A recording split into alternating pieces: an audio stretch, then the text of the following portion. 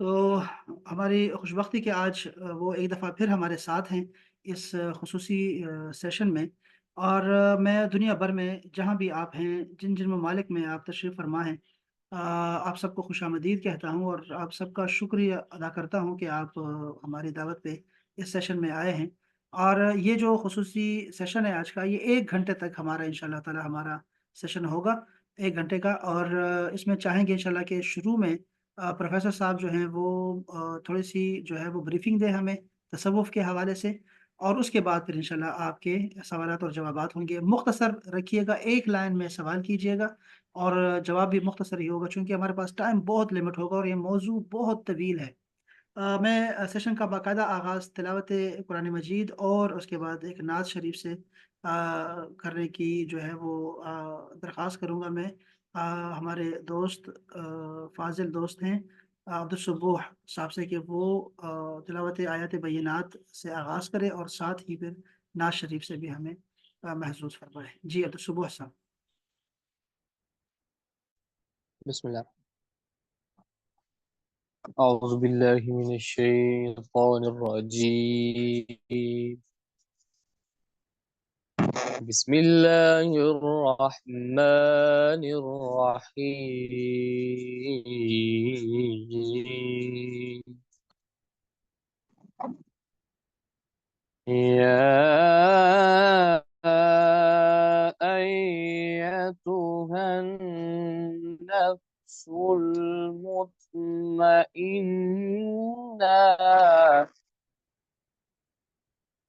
ارجعي إلى ربك راضية مرضية. يا أيتها النفس المطمئنة ارجعي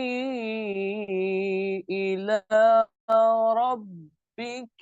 راضية مرضية فادخلي في عبادي وادخلي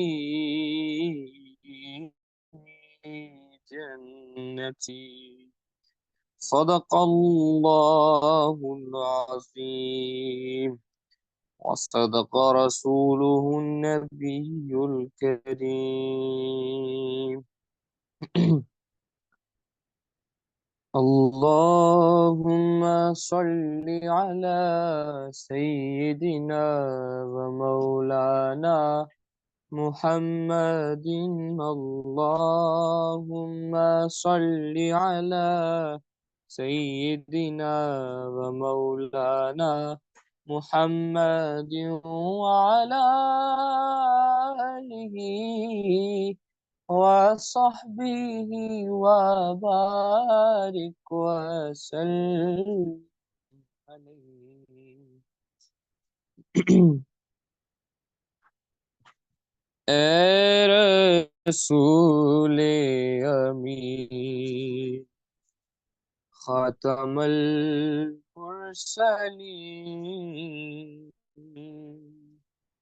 اے رسول امین خاتم المرسلین. تجھ سا کوئی نہیں، تجھ سا کوئی نہیں، ہے عقیدہ یہ اپنا بس کو یقین. تجھ سا کوئی نہیں، تجھ سا کوئی نہیں، اے رسول امین.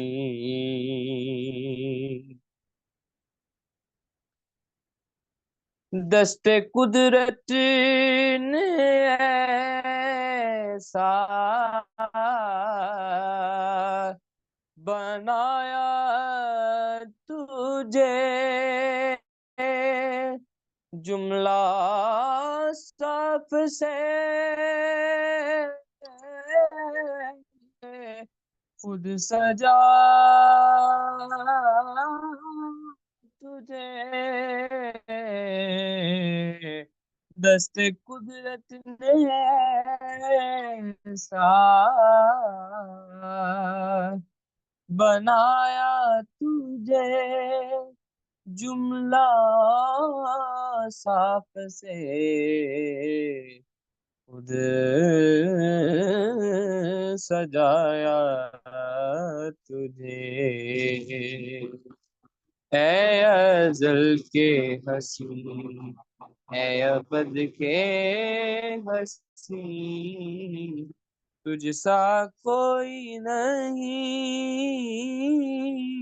تجھ سا کوئی نہیں، اے رسول امین، خاتم المرسلین، تجھ سا کوئی نہیں، تجھ سا کوئی نہیں، اے رسول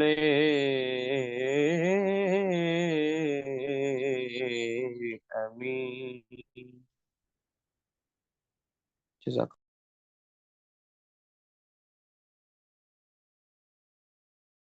سبحان اللہ ماشاء اللہ صلی اللہ تعالی علیہ وآلہ وسلم۔ بہت شکریہ محمد عبد الصبح صاحب، بہت شکریہ، نوازش۔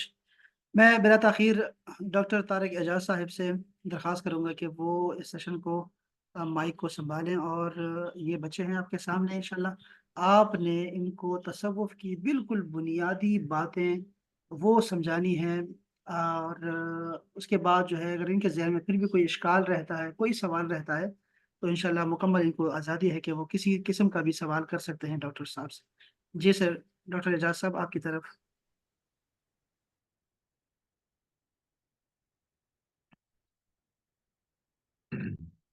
اعوذ باللہ من الشیطان الرجیم، بسم اللہ الرحمن الرحیم،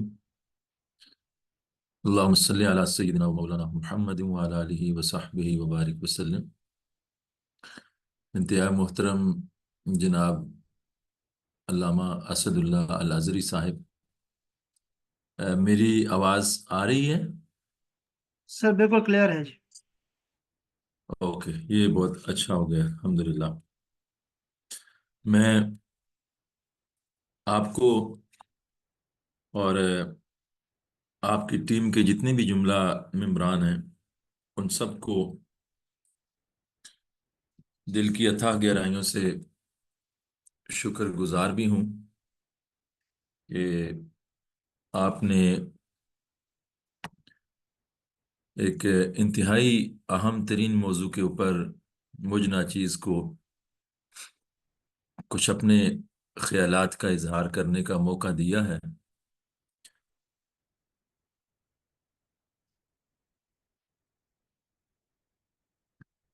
light on the speaker need to be adjusted. اب مجھے آئیڈیا نہیں ہے یہ میسج میرے لیے آیا ہے یا ایکچولی لائٹ اگر بیک گراؤنڈ میں ہے تو وہ تھوڑا سا اس کے ساتھ ہی ہمیں نہیں ٹھیک ہے سر، ایڈجسٹ کرنا۔ ٹھیک ہے سر، کوئی جی اشکال نہیں، اتنا نہیں، اتنا نہیں۔ جی ٹھیک ہے، چلیں کوئی بات نہیں، بس یہ ہے کہ آواز ایٹ لیسٹ کلیئر ہو تو کوئی مسئلہ نہیں، بالکل ساؤنڈ کلیئرٹی ہونی چاہیے بالکل کلیئر ہے سر۔ تاکہ جو مدعا ہے وہ انشاءاللہ تعالیٰ وہ پہنچتا چلا جائے۔ تو چونکہ وقت ہمارے پاس 1 گھنٹے کا ہے انشاءاللہ تعالیٰ، اللہ رب العزت کی توفیق سے جیسے آپ نے شروع میں ارشاد فرمایا کہ کچھ سٹارٹ میں جو ہے وہ میں اپنی کوئی گفتگو کر دیتا ہوں، 20 منٹ 25 منٹ یا آدھا گھنٹہ، جیسے آپ کہیں گے انشاءاللہ، اور اس کے بعد جو ریمیننگ سیشن ہوگا اس کو ہم جو وہ کوشچن آنسر سیشن کے اندر انشاءاللہ ایڈریس کرتے چلے جائیں گے، اور میری طرف سے کوئی لیمیٹیشنز نہیں ہیں کہ 1 گھنٹے تک ہی ہم فکس ہیں. ایون کوشچن آنسر سیشن اس سے آگے بھی جاتا ہے تو کوئی ایسا ایشو نہیں ہوگا ہمارے لیے انشاءاللہ. میں اویلیبل ہوں جب تک کہ ہمارا یہ سیشن ہمارے اسٹوڈنٹس یا جو سامعین ہیں ان کی طرف سے جب تک کوئی نہ کوئی کوشچنز ہوتے رہیں گے تو انشاءاللہ اس کو ہم ضرور ایڈریس کرنے کی کوشش کریں گے.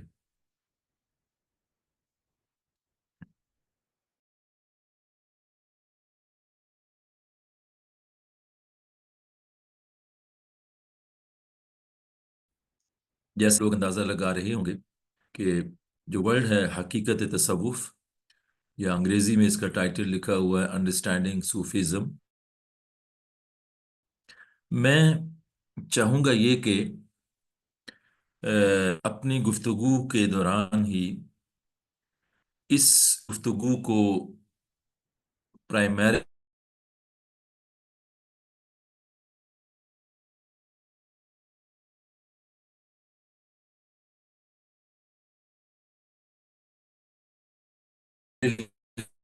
ڈیوائڈ کروں.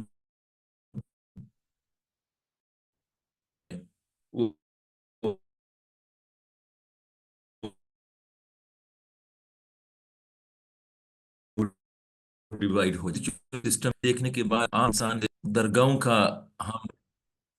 درگاہوں کا لفظ اس کے لیے استعمال ہوتا ہے. تو یہ جتنے الفاظ استعمال ہوتے ہیں، چاہے وہ خانقاہ بولیں، ان کو موناسٹریز ہیں، یا درگاہ بولیں، یا روحانی سسٹم کہیں، یا اس طرح سے، تو اس کا ایک ہمارے سوسائٹی کے اندر اس کا ایک ٹیپیکل کانسیپٹ ہے، اور جس کی بنیاد کے اوپر ہمارا فہم، ہماری انڈرسٹینڈنگ اس حوالے سے کہ یہ ریئل جو تصوف ہے، حقیقت میں روحانیت کا نظام وہ کیا ہے،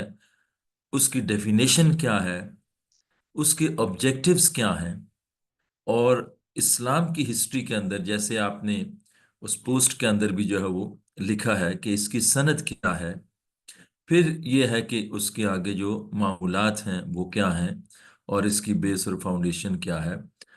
میں اپنے سیکنڈ پارٹ میں ڈسکشن میں اس کی طرف آؤں گا، لیکن پہلے جو ہمارے ہاں مروجہ جو تصورات ہیں تصوف کے حوالے سے، یا روحانیت کے حوالے سے، خانقاہی نظام کے حوالے سے،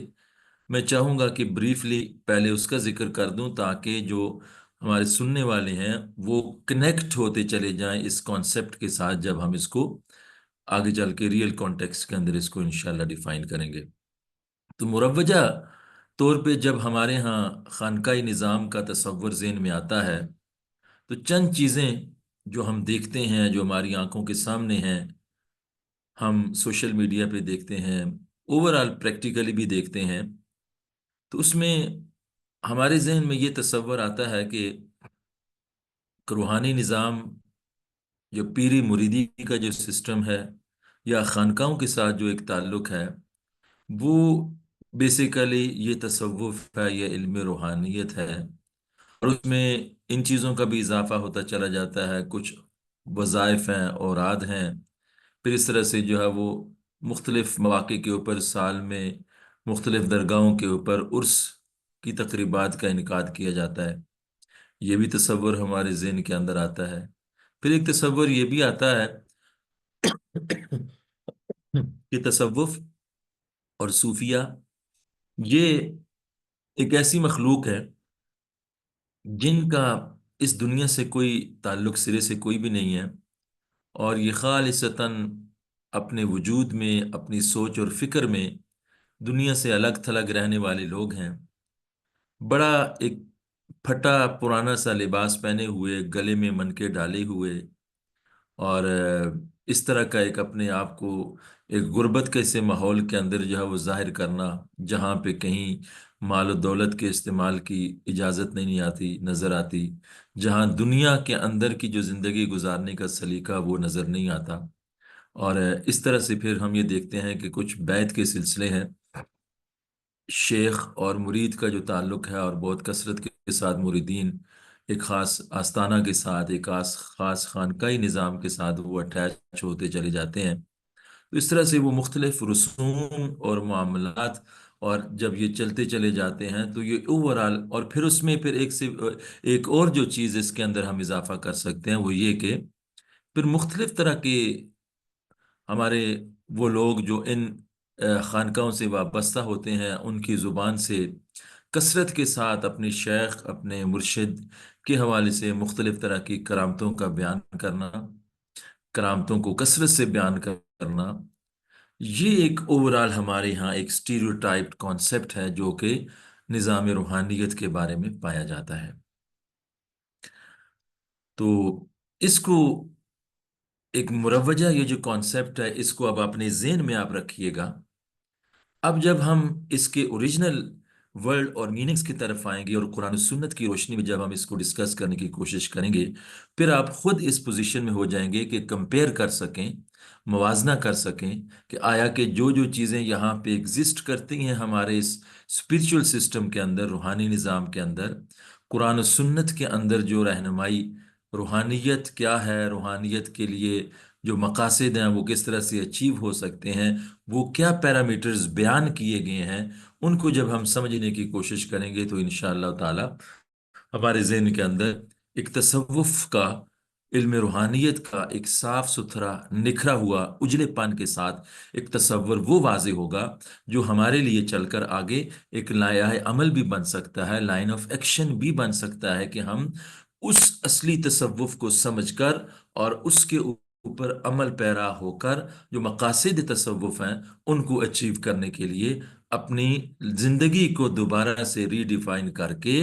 پھر اس لائن کے مسافر بن کر ہم زندگی، دنیا اور آخرت کی زندگی میں بیلنس قائم کرتے ہوئے فی الدنیا حسنہ و فی الاخرۃ حسنہ کے تصور کے ساتھ زندگی بھی اچھی اور آخرت بھی اچھی کے اصولوں کو اپناتے ہوئے ہم اس طرح سے اپنی زندگی میں سفر کو آگے بڑھاتے چلے جا سکتے ہیں۔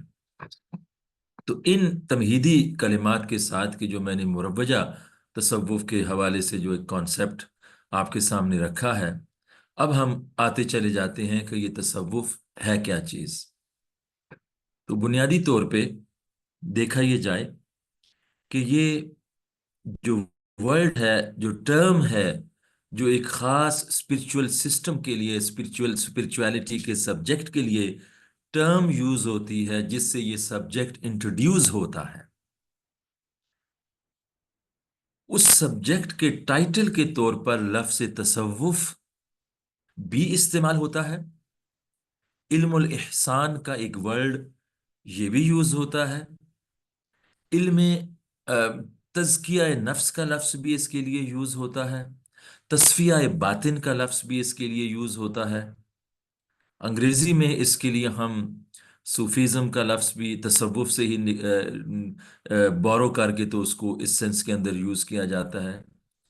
مسٹیسزم کا ورڈ بھی، مسٹیسزم مسٹری سے ہے، سریت، پوشیدہ اور راز و نیاز، سیکرٹ سے ہے، یہ ورڈ بھی اس کے لیے یوز ہوتا ہے۔ یہ ہماری مسلم ورلڈ میں بھی یوز ہوتا ہے، اور زیادہ تر وہ اوورال پوری ویسٹ میں اور ہندو اسپرچول فلاسفی کے اندر، کرسچن اسپرچول فلاسفی کے اندر، بدھسٹ نروانا کے کانسیپٹس کے اندر یہ ورڈ جو مسٹیسزم ہے یہ ورڈ بھی یوز ہوتا ہے۔ تو یہ جو ٹرمز ہیں جو مختلف استعمال ہوتی ہیں، انگریزی میں ہوں یا اردو کے اندر ہوں یا بنیادی طور پہ ان کا اوریجن عربک ہے، تو ان ٹرمز کو جب ہم سمجھنے کی کوشش کریں گے کہ ان ٹرمز کو جو یوز کیا گیا ہے تو ان کا معنی اور مفہوم کیا ہے، تو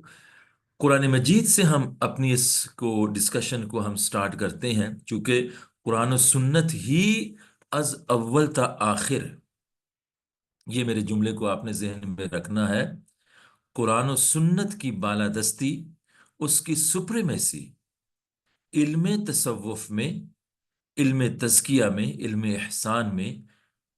علم الاخلاص کے اندر اس کی باغ دوڑ، اس کی لیڈنگ پوزیشن، جس کی رہنمائی کے اندر ایک صوفی، ایک سالک، ایک اللہ کے راستے میں چلنے والا مسافر وہ اپنا سفر طے کرتا ہے، اس کے لیے بنیادی طور پر رہنمائی جو ہے وہ قرآن و سنت ہی ہوگی۔ اس لیے اس تصور کو ہم قرآن مقدس سے جب ہم سمجھنے کی کوشش کرتے ہیں تو سورہ بقرہ کے اندر بھی اور ایک جگہ اور مقام پہ بھی بعثت نبوی صلی اللہ علیہ وآلہ وسلم کے جو 4 مقاصد اللہ تعالیٰ نے بیان فرمائے ہے کہ اپنے نبی پاک صلی اللہ علیہ وسلم کو اس دنیا میں کیوں بھیجا، اس میں سے ایک مقصد جو ہے وہ آپ کی آمد کا دنیا کے اندر وَيُزَكِّيهِمْ ہے، جہاں سے یہ تزکیہ نفس کا یہ ورڈ، یہ ٹرم جو ہے وہ ڈیرائیو ہوتی ہے کہ وہ آپ صلی اللہ علیہ وسلم کا مقصد، بعثت کا، آمد کا مقصد لوگوں کا تزکیہ کرنا بھی تھا۔ تزکیہ کیا ہے؟ تزکیہ کا مطلب ہوتا ہے پیوریفیکیشن، صفائی کرنا۔ اب سوال یہ پیدا ہوتا ہے کہ وہ گندگی ہے کیا چیز، جس کو پہلے آئیڈینٹیفائی کیا جائے، اس غلاظت کو، اس نجاست کو، اس گندگی کو، تاکہ پہلے پتہ تو چلے وہ گندگی ہے کیا چیز جس کی صفائی اور تزکیہ کے لیے آپ صلی اللہ علیہ وآلہ وسلم اس دنیا میں تشریف لائے ہیں، اور وہ تزکیہ کیوں کروانا ضروری ہے۔ ان چیزوں کو ایڈریس کرنے سے کے لیے پہلی بات تو یہ سمجھ لیجئے عزیز طلباء اور طالبات کہ تزکیہ، صفائی، پیوریفیکیشن، انر پیوریفیکیشن، یہ کیوں ضروری ہے اور کیا چیز ہے انسان کے اندر۔ ہماری جو وجود ہے یہ 2 پارٹس میں ڈیوائیڈڈ ہے، ایک ہماری باڈی ہے، ایک ہماری اس کے اندر ایک انر سیلف ہے، ایک روح ہے۔ باڈی جسم نظر آنے والی چیز ہے، اس کی طہارت اور پاکیزگی کا حکم بھی شریعت مطہرہ نے ہمیں دیا ہے۔ وہ صاف ستھرا لباس پہننے سے لے کر باوضو ہونا، غسل کرنا، ہر جمعہ کو غسل کرنا، پاک صاف رہنا، ناخن کو تراشنا، ایسے ظاہری صفائی کے جتنے احکامات ہیں وہ بدن کی صفائی کے احکامات اللہ تعالیٰ نے ہمیں قرآن مجید کے اندر عطا فرمائے ہیں، سنت نبوی میں عطا فرمائے ہیں۔ اسی طرح سے انسان کا جو باطن ہے اس کی صفائی کا بھی، اب ظاہر کے اوپر جو بدن کے اوپر جو گندگی اور غلاظت لگے گی وہ تو میل کچھ چیل ہے، وہ امپیورٹیز ہیں، ڈیفائلمنٹس ہیں،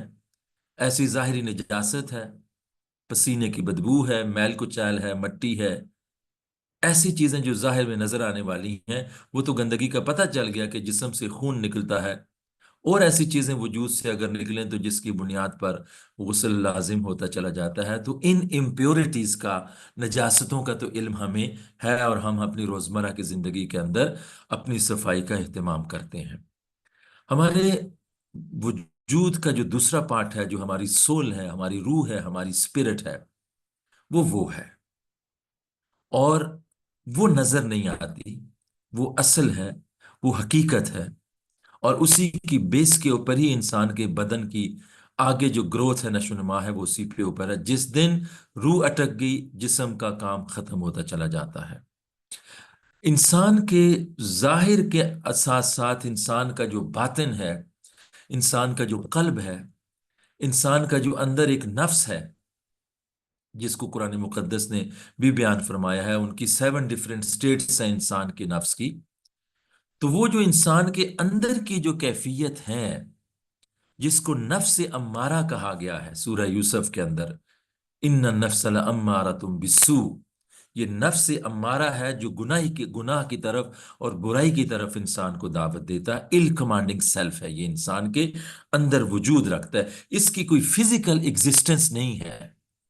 جیسے ہماری باڈی کے اندر ہمارے ہارٹس ہیں، ہارٹ ہے، آگے کڈنیز ہیں، پھر جو ہے وہ سٹمک ہے، جو فزیکلی ایگزسٹ کرتے ہیں، نظر نہیں آتے آنکھ سے، لیکن نظر اندر یہ موجود ہیں، جس کی بنیاد پہ ہماری لائف جو ہے وہ فنکشن کرتی ہے۔ اسی طرح سے انسان کے وجود کے اندر ایک ایسی چیز ہے جس کو نفس سے تعبیر کیا جاتا ہے۔ وہ نفس انسانی وجود کے اندر وہ کوئی فزیکل آرگن نہیں ہے کہ جس کو آئیڈینٹیفائی کیا جا سکے کہ یہ وہ جگہ ہے جس کو جو ہے وہ پاک صاف کرنا ہے۔ یہ ایک انسان کے اندر کی ایک انسٹنکٹ ہے، یہ ایک جبلت ہے،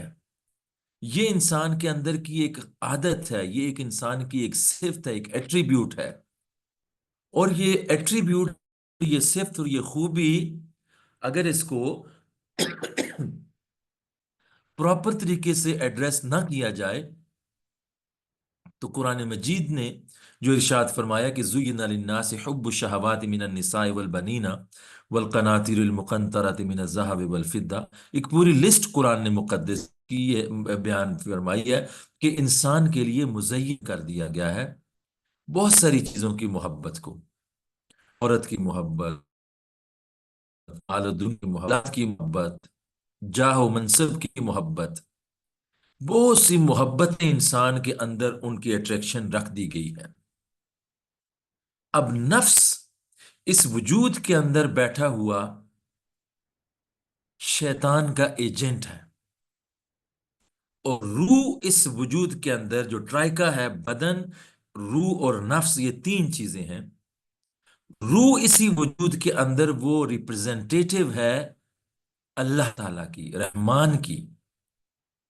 اور اس نفس جو ہے وہ شیطان کا ریپرزینٹیٹیو ہے۔ اس پورے وجود کے اندر کی جو کنگڈم ہے، یہاں پہ روح یہ کوشش کرتی ہے کہ اس پر یہ جو قلب ہے ہمارا، جس کو آپ صلی اللہ علیہ وسلم نے فرمایا الا ان فی الجسد مضغۃ، کہ انسان کے جسم کے اندر سمجھانے کی خاطر فرمایا کہ ایک ایسا لوتھڑا ہے، اگر وہ صحیح ہو گیا اذا صلحت صلح الجسد کلہ واذا فسدت فسد الجسد کلہ الا وہی القلب۔ پھر آپ صلی اللہ علیہ وسلم نے فرمایا وہ انسان کا قلب ہے، وہ دل ہے، اگر وہ درست ہو گیا تو انسان نیک اعمال جو ہے وہ پورے کے پورے وجود سے سر انجام دیں گے۔ اگر وہ گناہ کا تارک عمل پیرا ہو رہا ہے تو سارا فساد پھر آگے سارے وجود سے، سارے اعضاء سے، جسم سے، آنکھ سے، کان سے، ناک سے، ہاتھوں سے، پاؤں سے گناہ ہی گناہ سرزد ہوتے چلے جائیں گے۔ پھر آپ نے فرمایا یہ قلب ہے، دل ہے۔ تو دل انسانی وجود کے اندر ایک ہیڈ کوارٹر کی سی حیثیت رکھتا ہے،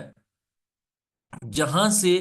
پورے وجود کے اوپر جو احکامات کی جو آپریشن اور اس کے فنکشنز کرنے کے سارے احکامات وہ وہاں سے صادر ہوتے ہیں۔ تو روح کی بھی پوری کوشش یہ ہوتی ہے کہ اس قلب کے اوپر ڈومیننس، غلبہ مجھے ملے، تاکہ احکام خداوندی کی امپلیمنٹیشن ہو جائے۔ اور جو نفس ہے انسان کے وجود کے اندر، وہ شیطان کا ایجنٹ ہے، وہ شیطان اپنے طور پہ اس کے اندر چیزیں انسپائر کرتا ہے، اس کو وسپرنگ کرتا ہے، وسوسے ڈال کر، شیطانی خیالات اور اس طرح کی چیزیں ڈال کر وہ نفس کو سٹرینتھن کرنے کی کوشش کرتا ہے، تاکہ جو ہے وہ اس قلب کے اوپر نفس کا کنٹرول غالب آ جائے، اور جہاں سے پھر جو ہے وہ نفس امارہ کے تھرو گناہوں کی دعوت اور پورے وجود کو گناہوں کا مرکب بنایا چلتا چلا جائے۔ تو یہ ایک کشمکش ہے اس ہیڈ کوارٹر کے اندر جو ہے وہ، تو جس شخص کی روح غالب ہوتی چلی جاتی ہے، تو وہ روح کا غالب ہونا بیسیکلی نفس کو اس کے ساتھ الائن کرتی ہے، روح اپنے ساتھ۔ روح کا مقصد قطعاً یہ چیز نہیں ہے کہ ٹوٹلی نفس کو کل کر دیا جائے۔ وہ نفس جو سر دست اپنی ابتدائی حیت اور سٹرکچر کے اندر وہ شیطان کا ریپرزنٹیٹیو ہے، وہی نفس اگر روح کی صحبت کے ساتھ ساتھ اس کی سپرویژن میں آگے بڑھتا چلا جائے، تو یہ نفس کی 7 جو سٹیٹس ہیں انسان کی ہیومن باڈی کے اندر، وہ نفس امارہ سے نکل کر پھر آگے نفس لوامہ سیکنڈ سٹیٹ آتی ہے اس کی، وہ امپروو کرتا ہے اپنی کیفیات کو، اس کے اوپر شیطانی اثر کم ہوتا چلا جاتا ہے۔ پھر اس کے بعد تھرڈ سٹیج آتی ہے جس کو نفس ملہمہ کہا جاتا ہے، پھر اسی نفس کے اوپر جو ہے وہ نیکی کے خیالات اترنے لگتے ہیں۔ پھر اس کے اگلی سٹیج کے اوپر جب نفس جاتا ہے، وہ نفس راضیہ ہے، نفس مردیہ ہے، پھر نفس کاملہ ہے، جو 7 سٹیٹس جو ہے اس کی آتی ہے، اور یہ وہ نفس کی سٹیٹ ہے جس میں اللہ تعالیٰ ایسے نفس سے اتنا وہ خوش ہوتا ہے کہ وہ خود ارشاد یہ فرماتا ہے یا ایتھا النفس المطمئنہ ارجعی الی ربک راضیۃ مرضیہ، نفس مطمئنہ اب اپنے رب کی طرف لوٹا، تو اپنے رب سے راضی ہے اور تیرا رب تجھ سے راضی ہے۔ تو وہ نفس کی وہ کیفیت جو روح کی سرپرستی کے اندر اس نے اپنی اسپرچل گروتھ کی ہے، وہ اس قدر سٹرینتھن ہوتا چلا جاتا ہے جوں جو وہ اپنی سٹیٹ کو امپروو کرتا چلا جاتا ہے، اپنی سٹیٹ آف اسپرچویلٹی کو انہینس کرتا چلا جاتا ہے۔ روح کی صحبت اور اس کی سنگت اور فرینڈشپ کے اندر جتنا زیادہ نفس جو ہے وہ اس کی گائیڈ لائن کے مطابق چلتا چلا جاتا ہے، پھر ایک وقت وہ آتا ہے کہ جب خدا بندے سے خود پوچھے بتا تیری رضا کیا ہے، پھر نفس کی یہ کیفیات جو ہے وہ ہوتی چلی جاتی ہیں۔ یہ جو ساری ڈیزائن ہے کہ نفس اور روح کی جنگ کے اندر شیطان اور دنیا دونوں مل کر نفس کو جو ہے وہ ڈیفرنٹ ٹیمپٹیشنز دیتے ہیں.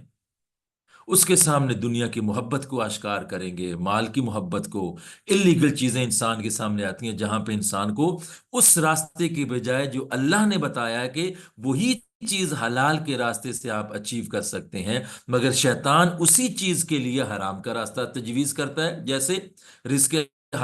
روزی کمانا حلال کا راستہ بھی ہے، حرام کا بھی ہے. اگر یہ نفس شیطان کے غلبے کے اندر آ گیا تو یہ راستہ وہ چوز کرے گا جو حرام کا راستہ ہے رزق کمانے کا. اگر یہ روح کی صحبت کے اندر آ گیا یہ وہ راستہ چوز کرے گا جو کہ حلال طریقہ ہے. اسی طرح سے جو ہے وہ شادی کا معاملہ ہے. بہت سارے لوگ دنیا کے اندر جو اس گناہ بدکاری کا ارتکاب کرتے ہیں، اور شریعت نے جو راستہ بتایا وہ بھی وہی ہے جو شادی کا مقصد ہے انسان کا. بہت سے مقصد سے ایک مقصد اس کو پورا کر سکتے، لیکن شیطان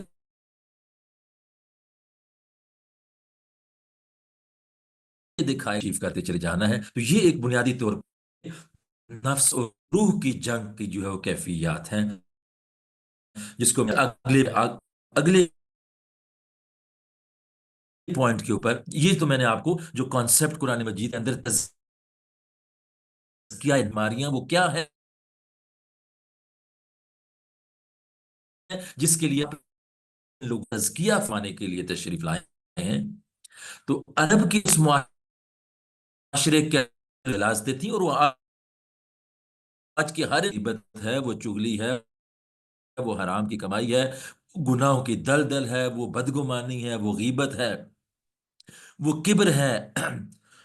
ریاکاری ہے، دکھلاوا ہے. یہ ساری کی ساری اندرونی طور پہ ایسی غلاظتیں ہیں، ایسی نجاستیں ہیں جن سے پیوریفیکیشن کے پروسیس کو تزکیہ نفس کا کہا گیا ہے، جس کے لیے آپ صلی اللہ علیہ وسلم کو فرمایا گیا کہ آپ میرے حبیب دنیا میں جانے کا ایک مقصد لوگوں کے دلوں سے حسد کو نکالنا، کینے کو نکالنا، بغض کو نکالنا، دشمنیوں کو نکالنا، رقابتوں کو نکال کر، ساری ان روحانی نجاستوں کو نکال کر ان کے دل کے اندر ایک دوسرے سے محبت کو ڈالنا، ادب کو ڈالنا، اظہار اور قربانی کو ڈالنا، اور ایک دوسرے کی محبت کو ایک دوسرے کے قریب کرتے چلے جانا. جب یہ چیزیں پازیٹیو ویلیوز جب انکلکیٹ ہوتی جائیں گی اور انسان ظاہر سے باطن تک کلیتاً سراپا ادب ہوتا چلا جائے گا، تو یہ جب اس کے اندر ایسی پازیٹیو ایٹریبیوٹس ہوتی چلی جائیں گی، اب وہ سالک اللہ کا رتبہ اس کو ملتا چلا جائے گا. اب وہ اللہ رب العزت کی جانب اپنا ایک روحانی سفر اس کی قربت اور اس کی معرفت کی طرف چلتا چلا جائے گا. تو گویا تزکیہ نفس کے پروسیس سے جو سٹیج اور جو عمل آگے جو اس کی زندگی کا مقصد اور مدعا جو سٹارٹ ہوگا، وہ سفر جو ہے وہ اس کی بنیاد ان طرح کی تمام روحانی جو آفات اور بلیات ہیں ان سے وہ چھٹکارا پالے گا، اور کوشش کرتا رہے گا ہم وقت کے نفس کے اوپر آنے والی ایسی تمام کی تمام ڈسٹ کو جو ہے وہ ہم وقت اس کو نکال کر ان کو ایسے پیوریفائی کرتا رہے، اللہ کے ذکر سے، اللہ کے حبیب کے ذکر سے، درود و سلام سے، استغفار سے، قرآن کی تلاوت سے، سجدوں کی لذات سے، غور اور فکر سے، مخلوق خدا کی خدمت سے، اثار اور قربانی سے، ایسے تمام نیکی کے وہ چیزوں کو اپنے وہ لایا عمل میں لا کر اپنے نفس کو جو ہے وہ ان غلاظتوں سے پاک کر ان کو ایسی خصوصیات کے ساتھ وہ متصف کرتا چلا جائے گا جہاں حضور نے فرمایا تخلقوا باخلاق اللہ، کہ انسان اپنے اخلاق کو، ایک صوفی صحیح معنوں میں وہ ہوگا جو اس کا اخلاق، جس کا کردار، جس کا ظاہر اور باطن اتنا صاف اور ستھرا اور اجلا ہوتا چلا جائے گا کہ اس کے دل کے اندر کسی فرد بشر کے لیے ایک لمحے کے لیے بھی کوئی نفرت نام کی وہ چیز اس کی زندگی میں نہیں ہوتی. وہ سراپا ادب ہوتا ہے اللہ کی جانب، اللہ کے رسول کی جانب، قرآن کی جانب، کتاب کی جانب، لوگوں کے ساتھ کا ادب حسن معاملہ پر قائم ہوتا چلا جائے گا. اس کی پوری زندگی جو ہے وہ ادب پر قائم ہوتی چلی جائے گی. یہ جو میں نے آپ کے ساتھ ذکر کیا ہے کہ ایک تصوف اور روحانیت اور روحانی تزکیہ نفس کا جو پروسیس ہے، اس کا پورے کا پورا یہ ظاہر سے لے کر باطن تک سراسر ادب ہی ادب ہے. اس کے لیے میں چاہوں گا کہ یہ کوٹ کروں طبقات صوفیہ، امام ابو عبد الرحمن السلمی، جن کی چوتھی صدی ہجری کے یہ بہت عظیم الشان محدث بھی ہیں، مفسر بھی ہیں، اور تصوف کے اندر بھی انہوں نے بہت سا کام کیا ہے. ان کی یہ کتاب طبقات صوفیہ، اس کے اندر جو انہوں نے جو ہے وہ نقل کیا ہے ایک قول، امام ابو حفص نیشاپوری کا ایک قول جو ہے وہ نقل کیا ہے، جس میں تصوف کی تعریف انہوں نے کی ہے. وہ سنیے گا: التصوف کلہ ادب لکل وقت ادب ولکل مقام ادب فمن لازم الادب الاوقات بلغ مبلغ الرجال ومن ضيع الآداب فهو بعيد من حيث يظن القرب ومردود من حيث يرجو القبول. یہ سارے کی ساری تصوف کی جو تعریف انہوں نے کی ہے کہ تصوف سارے کا سالہ از الف تا با یا، الف سے یا تک وہ سارے کا سارا وہ ادب ہے. اور اس کے آگے جملہ، تو جو انسان جتنا زیادہ اپنے آپ کو آداب کے ساتھ متصف کرے گا، وہ مردان حق کے مرتبہ تک جو ہے وہ پہنچتا چلا جائے گا. ایک تو تعریف جو انہوں نے تصوف کی روحانیت کی یہ کی ہے کہ اس کا سارے کا سارا معاملہ اور دار و مدار وہ ادب پر جو ہے وہ مبنی ہوتی ہے اس کی زندگی. اور دوسرا تعریف جو ہے وہ حضرت جنید بغدادی کے قول کے حوالے سے امام سلمی نے جو بیان فرمایا ہے وہ یہ ہے کہ التصوف هو صفت صفاء المعاملۃ مع اللہ تعالی واصلہ التعزف عن الدنیا. کہ تصوف کس چیز کا نام ہے، روحانیت کس چیز کا نام ہے، تزکیہ نفس آیا کہ یہ کوئی رسوم کا نام ہے، یا اس کے اندر کی جو اسپرٹ ہے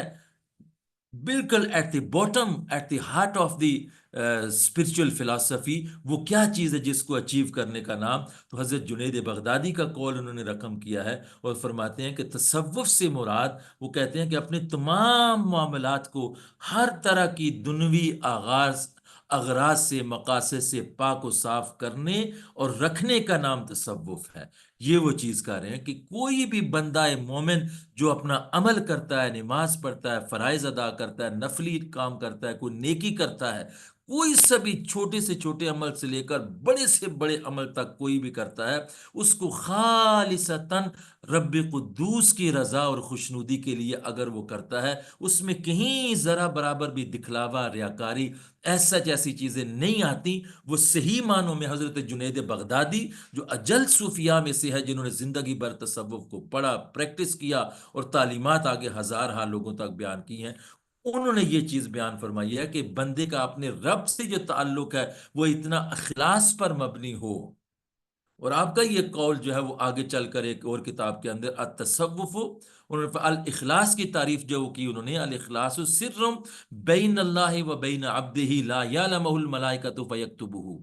کہ تصوف اور روحانیت اور اخلاص اللہ اور اس کے بندے کے درمیان میں ایسا راز ہے جس کو کوئی فرشتہ بھی نہیں جان سکتا کہ اس کو وہ لکھ سکے، نہ شیطان جان سکتا ہے کہ اس کے ذریعے اس کے نفس کے اندر وسوسے ڈال کر جو ہے وہ اس کو گدلا کر دے. اس اخلاص کو صرف اس کا رب مالک جانتا ہے، یا وہ بندہ جس نے اپنے رب کے لیے اخلاص قائم کیا ہے وہ جانتا ہے. اور اس کی بنیاد حدیث بخاری کی انما الاعمال بالنیات، اس چیز کے اوپر جو ہے وہ سارے کا سارا رکھا گیا ہے. پھر تیسری تعریف جو امام ابو الحسین النوری سے کے حوالے سے جو تصوف کی تعریف انہوں نے بیان فرمائی ہے، اس کو ذرا سنیے گا، یہاں سے مزید کلیئرٹی ہو جائے گی کہ ہماری سوسائٹی کے اندر علم روحانیت اور سوسائٹی کے اندر جو مختلف رسوم اور رواج جو ہے وہ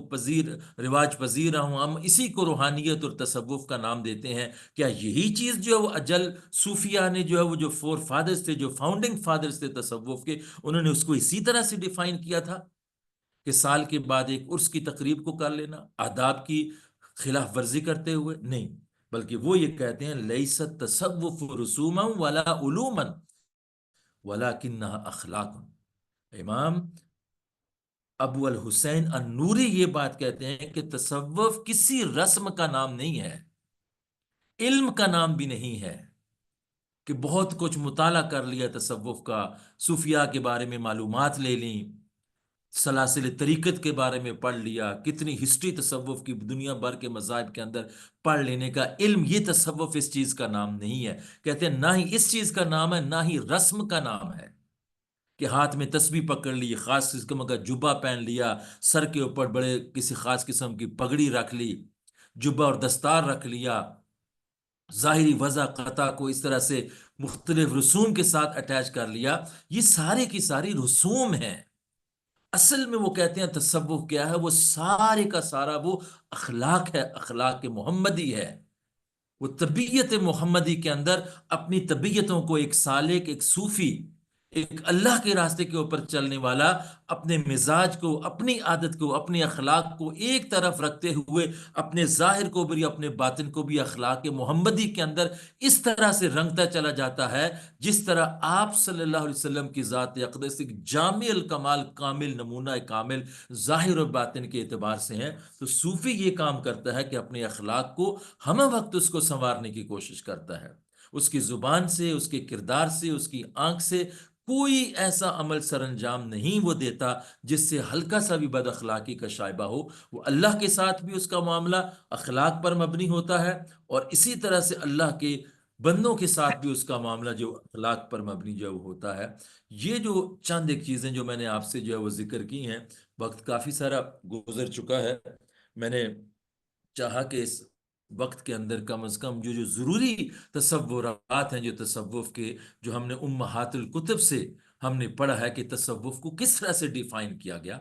اور کیسے انہوں نے سمجھا، اور پریکٹس کرنے کے بعد اندر کی جو سیلف پیوریفیکیشن ہے کہ ان چیزوں کو، رذائل اخلاق کو، اس کو نکال کر اخلاق حسنہ کو اپنی زندگی کے اندر لے کر آنا، لوگوں کے لیے اللہ کے ساتھ جب معاملہ ہو ایک صوفی کا، تو بیچ میں سے مخلوق خدا کو ایک سائڈ پہ کر دینا، یعنی جو کچھ بھی عمل اللہ کے لیے کیا جا رہا ہے اس میں کہیں دکھلاوا کہ کوئی اچھا کام آپ کر رہے ہیں لوگوں کی ستائش کے لیے نہ ہو، کسی کے اچھے الفاظ سننے کے لیے نہ ہو کہ ظاہری طور پر وہ عمل ہو لیکن پیچھے مقصد جو ہے وہ لوگوں کی بلے بلے اور ان کی اپریسیشن ہو، تو یہ چیز جو ہے وہ اللہ اور بندے کے درمیان کے تعلق میں جب مخلوق بالکل نکل جائے گی اور ڈائریکٹ بندہ اللہ کی ذات اور محبت کے اندر جو ہے وہ گم ہوتا چلا جائے گا، اور دوسرا اس بندے کا جو مخلوق خدا کے ساتھ جو تعلق ہے، اللہ کے ساتھ تعلق میں مخلوق سائڈ پہ ہو جائے، اور مخلوق خدا کے ساتھ اس کے تعلق میں اس کا نفس ایک سائڈ پہ ہو جائے، یہ سارے کا سارا تصوف کا خلاصہ اور اس کا پورا کنکلوژن ہے جو 1400 سال سے صوفیاء کرام اسی کی پریکٹس اور ترویج کرتے چلے آئے ہیں، اور انہی بنیادوں پر امت کے، اپنے سامعین کے، اپنے مریدین کے، متوسین کے اخلاق کو جو ہے وہ کردار کو سنوارنے کی صحیح اصلی روح تصوف کی جو ہے وہ اس کے مطابق ڈھالنے کی کوشش کرتے رہے۔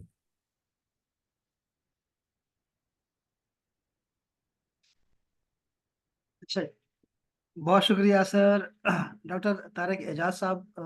نے بہت خوبصورت طریقے سے ہمیں بریف کیا تصوف اور اس کے ماخذ اور اس کی حقیقت کے حوالے سے، اسپیشلی جو انہوں نے قرآن اور حدیث، اور پھر جو مشائخ ہیں صوفیاء کے بھی جو اساتذہ ہیں ان کے اقوال سے انہوں نے جو ہے تصوف کی حقیقت ہمیں بتائی۔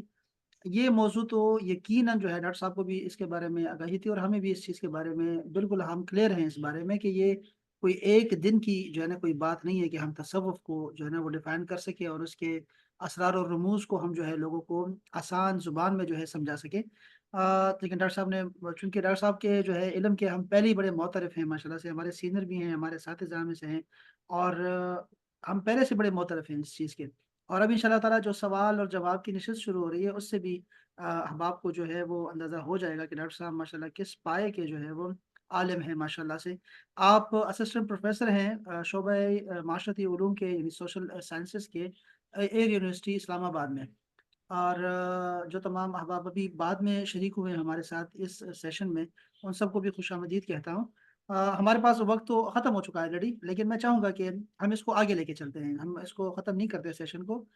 میں اگلے سیشن کو جو ہے اس کو کینسل کر دیتا ہوں، لیکن ہم اس کو جو ہے آگے لے کے چلتے ہیں چونکہ یہ سوالات بہت اہم ہیں۔ تو پہلا سوال جو ہے وہ تنزانیہ سے ہماری آمنہ راشد کا ہے۔ آمنہ آپ بھی موجود ہیں، آپ سوال اپنا کر سکتی ہیں پلیز۔ جی سر، بہت شکریہ۔ السلام علیکم سر، میرا وعلیکم سوال یہ السلام۔ ہے کہ کیا صوفیزم میں کسی شیخ کو فالو کرنا ضروری ہے، اور ہم جیسا جو بالکل ایک نیا اسٹوڈنٹ ہے اسلام کا، اس کے لیے آپ کی کیا گائیڈنس ہے کہ ہم کس طریقے سے اس چیز کو انشور کریں کہ ہم شرک سے بچ سکیں، کیونکہ آپ کو پتہ ہے آج کل لوگوں کو آئیڈینٹیفائی کرنا جو ہے وہ ذرا مشکل ہے۔ شکریہ۔ جی بالکل آپ نے درست فرمایا. ایک تو آپ نے یہ پوچھا کہ کیا کسی شیخ کو فالو کرنا ضروری ہے، اور دوسری چیز اس کے ساتھ جو آپ نے پوائنٹ کیا کہ اس میں شرک کا شائبہ آ جاتا ہے، تو اس سے ہمیں کس طرح سے بچنا چاہیے. پہلی گزارش تو یہ ہے کہ دیکھیں، یہ دنیا میں کوئی سا بھی علم ہو، یہ پاسبل نہیں ہے کہ وہ استاذ کے بغیر کوئی طالب علم کسی بھی علم کی پرفیکشن، اس کی ان ڈیپتھ انڈرسٹینڈنگ، اور اس کے اندر ایک اپنی اتھارٹی سوری اس کے اندر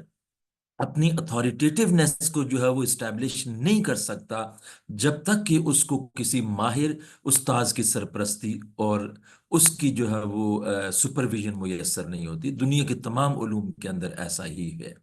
میڈیکل کے سبجیکٹس، دنیا کے ہر سبجیکٹ کے اوپر لٹریچر دیکھیں، بے بہا اویلیبل ہے. اگر آپ میڈیکل کے دیکھ لیں، پروفیشن دیکھ لیں، تو کتنی ہزارہ کتب ہیں. لیکن میں یہ چاہوں کہ ان کتابوں کو ڈائریکٹ پڑھ کر میں اپنے لیے دعا تجویز کر لوں یا لوگوں کے لیے بھی کر لوں،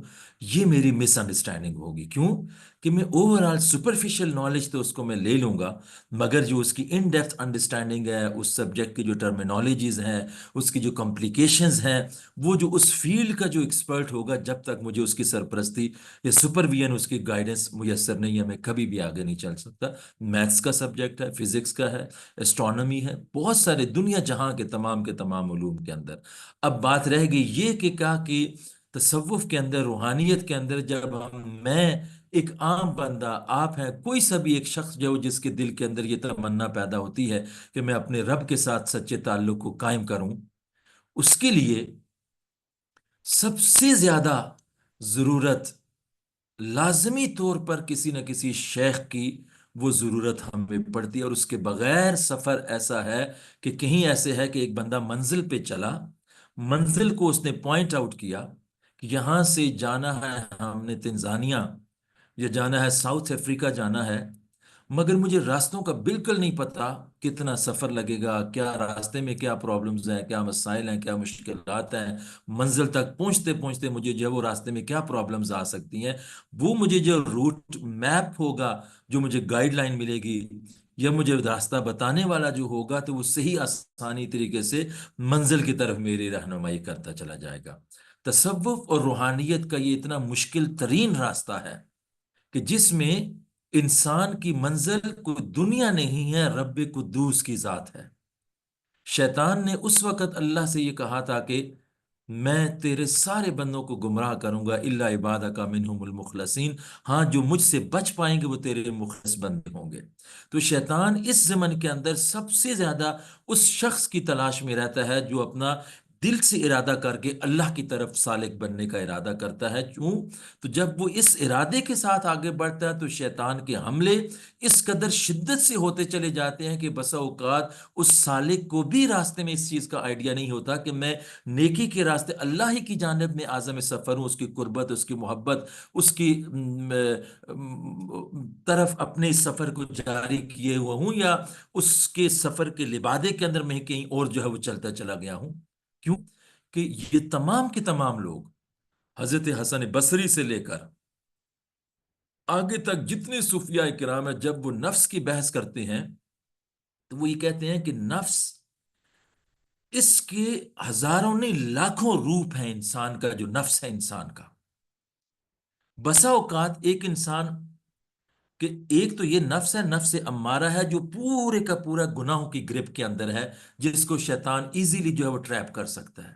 مگر جب انسان امپروو کرتا چلا جاتا ہے، اس دلدل سے نکل کر نیکی کے راستے کے اوپر نفس کے اندر غلبہ کم ہوتا چلا جاتا ہے، اللہ کی طرف رجحان بڑھتا چلا جاتا ہے، نیکی کی طرف، تقوی کی طرف، عبادت کی طرف، قرآن کی تلاوت، ذکر اذکار، صلاۃ تہجد، اوابین، ایسے جب رغبت بڑھتی چلی جاتی ہے، انسان یہ سمجھنے لگتا ہے کہ اب میں اللہ کے بہت قریب. اب یہاں سے شیطان کا وار اور شکل میں جو ہے وہ ظاہر ہوتا ہے. ایک کتاب ہے مکتوبات صدی، اور بڑی اچھی کتاب ہے. اس کے اندر جو صاحب کتاب ہے انہوں نے یہ واقعہ یہ لکھا، کسی ایک اللہ والے کا لکھا، کہ اس کے دل کے اندر 30 سال اس نے صبح و شام دن رات اللہ کی عبادت کی، اور 30 سال کے بعد دل کے اندر یہ خیال آیا، یار تم کتنے بڑے بندے ہو کہ تم نے ایک ناغہ بھی نہیں کیا، 30 سال اللہ کی عبادت کرتے رہے، تو یقیناً تمہیں اللہ کی قربت یا معیت یا اس کی سنگت نصیب ہو گئی ہوگی۔ تو کشف کے اندر انہوں نے یہ لکھا ہے کہ ان کو ایک فرشتے کا نظارہ کرایا گیا، اور انہوں نے اس سے پوچھا کہ وہ حالت سجدہ میں تھا یا رکوع میں تھا فرشتہ، کب سے آپ ایسے ہو؟ انہوں نے کہا جب سے میں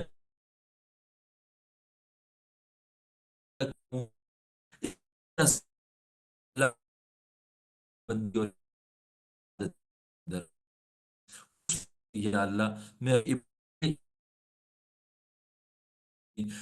کہنے اتنے روپ ہیں کہ انسان کو نیکی کا انسان کر رہا ہوتا ہے، لیکن بالآخر وہ نیکی کے راستے سے وہ ہٹتا چلا جاتا ہے، بڑی بریک اٹیکس ہوتے ہیں۔ حضرت سیدنا شیخ عبد القادر جیلانی کے بارے میں آتا ہے، جو صوفیاء کے سرخیل ہیں، تو ان کو کہیں آواز جو ہے وہ آ گئی، شیطان نے جو اوپر سے آواز دی، کسی روپ میں وہ آیا، اس نے کہا عبد القادر آپ نے ہماری اتنی عبادت کی ہے کہ ہم آپ سے خوش ہو گئے اور ہم نے آپ پہ عبادت معاف کر دی ہے، نمازیں آپ چونکہ صوفیاء کے سرخیل تھے، ساری باریکیوں سے، شیطان کے حملوں سے، نفس کے چال و چنگت سے جو آگاہ تھے، آپ نے لا حول ولا قوت الا باللہ العلی العظیم پڑھا۔ کہتے ہیں شیطان سامنے آ کر اس نے کہا کہ عبد القادر میں نے اپنے اس وار سے بڑے بڑے اللہ والوں کو اوپر جاتی ہوئی منزلوں سے پیچھے دھکیلا ہے، لیکن آپ کو آپ کے علم نے بچا لیا ہے۔ پھر آپ نے لا حول پڑھا، کہا نہیں ظالم، میرے علم نے نہیں، میرے رب نے مجھے بچایا ہے۔ یعنی صوفی کی نظر ہمیشہ ہمہ وقت ہر طرح کی وہ روحانی ترقی کرتے کرتے بھی اللہ کی جانب جو رہتی ہے، اور جو شیخ ہے جو اس کا سالک راستے میں جو چلتا چلا جا رہا ہوتا ہے، کہیں راستے میں چلتے چلتے ٹیڑھ پن آ جائے، سستی آ جائے، کہیں نفس کے حملے ہوتے چلے جائیں، تو اس دور کے اندر جب وہ کامل شیخ جو آلریڈی یہ منازل طے کر چکا ہوتا ہے، وہاں پہ اس کی رہنمائی کرتے کرتے اس کو بالآخر جو ہے وہ اللہ رب العزت کی رضا اور خوشنودی اور معرفت الہی کے سفر کی طرف جو ہے وہ گامزن کرتا چلا جاتا ہے۔ رہ گئی یہ بات کہ یہ شرک کیسے اس میں ہو جائے گا۔ دیکھیں شریعت، صوفی تصوف، صوفیاء کرام، اگر کوئی صوفی جو سوڈو صوفی کا لبادہ اڑے ہوئے ہوتے ہیں کہ جو تصوف کے نام پہ، روحانیت کے نام پہ، اللہ والوں کے نام کے اوپر جو اندر سے وہ بھیڑیے ہوتے ہیں، وہ لوگوں کو اپنی ذات کے قریب کرتے ہیں، ان کے پیسے بٹورتے ہیں، ان سے اپنے مفادات اٹھاتے ہیں، ان کو کبھی بھی تاریخ کے اندر صوفیاء کی لسٹ کے اندر کبھی شامل نہیں کیا گیا۔ ایسے جھوٹے مکار ہر فیلڈ کے اندر ہوتے ہیں۔ حدیث مبارکہ جب مرتب ہو رہی تھی تو اس وقت حدیث کے اندر بھی جو وہ من گھڑت احادیث ڈالنے والے ایسے لوگ پیدا ہو گئے تھے، جو حدیث رسول اپنی طرف سے جملے کہہ کے اس کو حدیث لٹریچر کے اندر ڈال دیتے تھے، مگر جو ماہرین تھے انہوں نے اس کو سیگریگیٹ کر کے اقسام حدیث کے اندر کر کے صاف اور پاک کو جو وہ من گھڑت اور موضوعات روایات کو اس سے الگ کرتا چلا گیا۔ اسی طرح سے تصوف اور روحانیت کے اندر جہاں پہ اس طرح کی شخصیات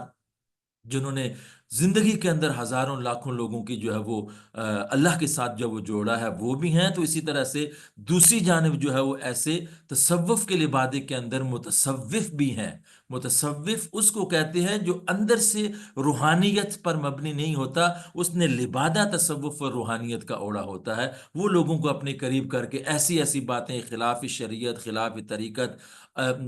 عبادت کو چھوڑ دیجئے، بندگی کو چھوڑ دیجئے، ایسے چیزوں کی طرف لے کر چلتے چلے جاتے ہیں۔ جب کسی کو یہ معلوم ہو جائے کہ یہ ایسے ہیں، چونکہ تصوف اول تا آخر قرآن و سنت کے راستے پر چلتے ہوئے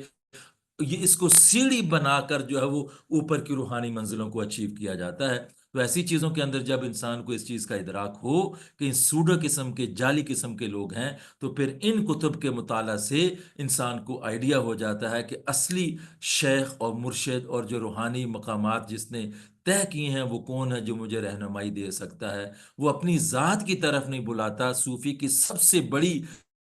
پہچان وہ یہ ہوتی ہے کہ وہ کبھی بھی اپنی ستائش نہیں چاہے گا، اپنی مجلس میں آنے والوں کو بھی وہ اللہ کے ساتھ جوڑے گا۔ وہ کہے گا میں کچھ بھی نہیں ہوں، جو کچھ ہے اللہ کی ذات ہے، مجھے بھی جو اللہ عطا کیا اللہ نے کیا ہے، میں کچھ بھی نہیں کر سکتا، میں ایک عاجز حقیر سا انسان ہوں۔ وہ جب لوگ اس کے قریب ہوتے ہیں تو اپنی نگیشن کرتا چلا جاتا ہے اور لوگوں کو اللہ کی ذات کے ساتھ کنیکٹ کرتا چلا جاتا ہے۔ माशा अल्लाह ताला, बहुत ज़बरदस्त तरीके से ज़रूरत शेख पे आपने जो है ना वो ब्रीफ़ किया उनको, बहुत ज़बरदस्त। और ये जो एक शाइबा होता है शिर्क का, वो भी आपने जो है दूर फरमा दिया माशाल्लाह से, बहुत ज़बरदस्त। मैं दरमियान में ज़्यादा मुख़िल नहीं होऊँगा, और ये आपका भी इम्तिहान है डॉक्टर साहब कि ये कम वक़्त में कैसे जो है वो एक इन तलबा को जो है आप मुतमईन कर पाते हैं उनके सवालात पे। सवालात बहुत आ रहे हैं। कराची से महपारा है, महपारा आप हैं, सवाल कीजिएगा। जी सर। जी सर, अस्सलाम वालेकुम। सर मेरा ये सवाल है कि क्या सूफीज़्म या सूफी जो हैं वो हमें दुनिया से और लोगों से दूर करते हैं और इंसान को अकेला रहने की तरगीब देते हैं? ये देखिए बेटा, बात ये है कि ये जो चीज़ें मैंने स्टार्ट में अपनी डिस्कशन में स्टार्ट की थी कि तसव्वुफ का मकसद और मुद्दा क्या है, और वो ये सेल्फ प्योरिफिकेशन है। ये कतन इस ये तसव्वुफ का, स्पिरिचुअलिटी का जो सिलेबस आप कह सकती हैं, उसमें कहीं किसी जगह पे ये नहीं लिखा हुआ कि वो उनकी लाइफ दुनिया से कट कर जंगलों में, गारों में, दुनिया से बिल्कुल दूर करके उन्होंने गुजारनी होगी। ये तसव्वुफ इस्लाम के अंदर नहीं है। इसको एस्थेटिज्म, और कुरान ने इसको शख्स का दुनिया से ताल्लुक टोटली डिस गया है। दुनिया से ताल्लुक रखे, ना ही दुनिया के रजाइल के अंदर वो बढ़ता चला जाए। जबकि तसव्वुफ इस्लामी ये सिखाता है कि दुनिया के अंदर रह कर दुनिया को और आखिरत को हसीन के बनाना है। ये तसव्वुफ इस्लामी ये सिखाता है कि दुनिया में अच्छे तरीके से जिंदगी गुजारनी है तो किस तरह से गुजारनी है, जहां पे आप फिद दुनिया हसना व फिल आखिरत हसना, दोनों इन चीजों को जो कुरान मुकद्दस के अंदर बताया गया है कि जिंदगी भी अच्छी हो और आखिरत भी अच्छी हो। ये तसव्वुफ का नुक्ता कमाल है। हाँ,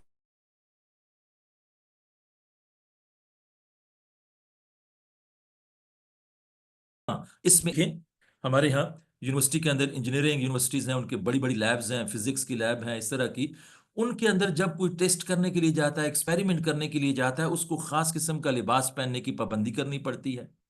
वो एक कॉमन, अगर हम आईसीयू में किसी हॉस्पिटल में चलते चले जाएं, कोई पेशेंट हमारा जब एडमिट होता है, हम बाहर से जो जूते लेकर आते हैं, हमें कहा जाता है कि इन जूतों के ऊपर प्लास्टिक पहने या अपने आप को कवर करके प्रॉपर जो एक खास जगह पे जाने के लिए एक खास कोड ऑफ ड्रेस कोड होता है जिसको हम यूज करते हैं। न्यूक्लियर साइंटिस्ट जो है इसी तरह से करते हैं।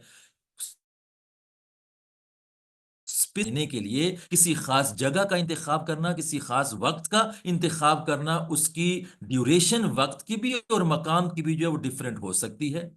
और ये कुरान मुकद्दस के अंदर देखें, अल्लाह ताला ने सैयदना मूसा अलैहिस्सलाम को क्या फरमाया कि मूसा से अल्लाह ने खास जो इनायात अल्लाह ताला ने फरमानी थी, तो क्या फरमाया कि मूसा इनको यहां नीचे ही छोड़कर आप कोई दूर पहाड़ी की चोटी के ऊपर आ जाएं, जहां पे और कोई नहीं होगा, तू होगा और मैं हूंगा, और वहां पे बुला के अल्लाह रब्बुल इज्जत ने तन्हाई में कलीमियत का शर्फ मूसा अलैहिस्सलाम को अता फरमाया। वो रब चाहता तो पब्लिक के अंदर भी, जहां उनकी कौम बनी इसराइल थी, उधर भी यही बात डायरेक्ट कह देता कि मूसा मेरी बात सुनो। मगर फरमाया पहले 30 रातों के लिए बताया, सलासीना लैला, फिर उसके बाद जो 10 रातों का और इजाफा किया, तो 40 रातें सैयदना मूसा अलैहिस्सलाम ने तन्हाई में, खलवत में गुजारी। फिर उनके अंदर जो बारिश हुई रूहानियत की, अल्लाह से कलाम का, हम कलामी का जो शर्फ हुआ, फिर उसके बाद जो है वो वापस तशरीफ लेकर आए। सेम यही चीज हमें ज़ात रिसालत आप सल्लल्लाहु अलैहि वसल्लम की हयात मुबारक से मिलती है कि गार हिरा, मक्का की जो पब्लिक लाइफ से हटकर, for certain moments of life, living in isolation and seclusion on the top of the mount हिरा, वहां पे जाते। और आपने पढ़ा होगा जरूर सीरत के अंदर कि जूं जूं 40 बरस का जमाना करीब करीब आ रहा था, तू आप सल्लल्लाहु अलैहि वसल्लम के दिन और रात भी वहां गारे हिरा में तनाइयों में गुजरने लगे। क्या वो मक्का के उस घर के पास जो है वो अल्लाह की जात मौजूद नहीं थी? एग्जैक्टली मौजूद थी, लेकिन उस वक्त के मक्का का माहौल इतना आलूदा था, इतना खराब था कि वहां पे अगरचे बैतुल्लाह अल्लाह का घर मौजूद था, मगर उस माहौल के अंदर अल्लाह के घर के मौजूद होने के बावजूद माहौल सारे का सारा कुफ्र पर मबनी था। उस कुफ्र के माहौल से, जुल्म के माहौल से निकलकर चंद लम्हात के लिए तन्हाइयों में खलवत नशीं होकर अल्लाह रब्बुल इज्जत के साथ जो है वो तफक्कर और तदब्बर और उसकी صفات کے اندر غور اور فکر کر کے پھر اسی غار حرا کے اندر اللہ تعالیٰ نے اپنے حبیب کو سب سے پہلے آیات مبارکہ جو قرآن کریم وحی کا جو آغاز ہوا، وہ نعمت بھی آپ کو خلوت کے اندر ملی ہے۔ تو جو تصوف کے اندر یہ جو پریکٹس کروائی جاتی ہے بیٹا کہ چند لمحوں کے لیے، اور وہ ضروری بھی ہے، دیکھیں ہم صبح سے شام تک ہم اپنی ایکٹیویٹیز کرتے ہیں، یونیورسٹیز میں بزی ہوتے ہیں، جاب میں بزی ہوتے ہیں، کتنے کتنے معاملات کے اندر ہوتے ہیں۔ گھر کے اندر ہی ہم کوئی گوشہ خلوت نشینی بنا لیں، جنگلوں غاروں میں مت جائیے، لیکن اپنا ہم پلاننگ یہ کر لیں کہ اپنے گھر کے اندر میں نے 10 منٹ 15 منٹ 20 منٹ میڈیٹیشن کرنی ہے، مراقبہ کرنا ہے، غور اور فکر کرنا ہے، کائنات کے اندر تفکر کرنا ہے، اللہ تعالیٰ رزق دینے والا ہے، اس کے رزق کے اندر غور اور فکر کرنا ہے۔ جوں یہ خلوت کے اندر جو لمحات آپ گزار کے تفکر کا موقع آپ کو ملے گا، تو پھر وہ خلوت کے ذریعے سے اللہ کی طرف سے بہت سے ایسی چیزیں انسان کے اوپر اترتی چلی جاتی ہیں۔ تو permanent isolation, it is against Islam, it is the concept of Christian monasticism, جس کا اسلام کے ساتھ کوئی بھی نہیں ہے۔ ہاں، فور سرٹن ٹائم پیریڈ اپنی تعلیم اور تربیت کے لیے، جیسے بچے جو ہے وہ اپنے گھروں سے 4 سال کے لیے یونیورسٹیز آتے ہیں، ہاسٹل میں رہتے ہیں، تو گھر سے دور ہیں تو ان کی ریکوائرمنٹ ہے۔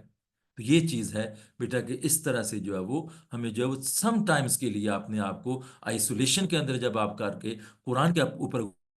غور اور فکر کرتے ہیں، عبادت پہ غور اور فکر کرتے ہیں، اللہ کی صفات میں غور اور فکر کرتے ہیں، تو یہ راستے دراصل اس تنہائی اور خلوت سے جو پھر انسان کی اسٹرینتھنن ہوتی ہے ریلیشن شپ اللہ رب العزت کی ذات کے ساتھ۔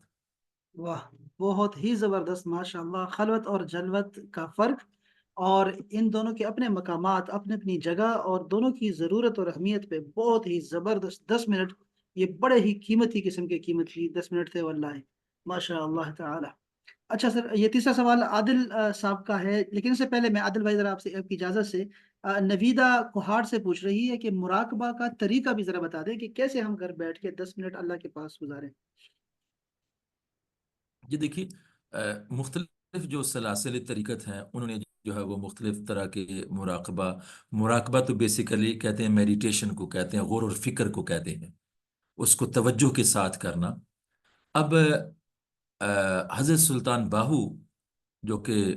بہت بڑے کابر صوفیہ اجل اللہ کے اولیاء اللہ میں سے ہیں، انہوں نے جو طریقہ مراقبہ کا بتایا ہے، ان کا تصور سارے کا سارا اس میں اللہ کی ذات کے اوپر ہے، اور وہ یہ ہے کہ چند لمحات کے لیے، مثال کے طور پر میں اب جس روم میں بیٹھا ہوا ہوں یہاں پہ جو اکیلا، ایک تو یہ ہے کہ اس کے لیے یہ دیکھا جائے کہ ماحول تھوڑا تنہائی کا ہو، جہاں پہ کہیں ڈسٹرپشن نہ ہو، تاکہ ڈسٹریکٹ نہ ہو جائے بندہ مینٹلی،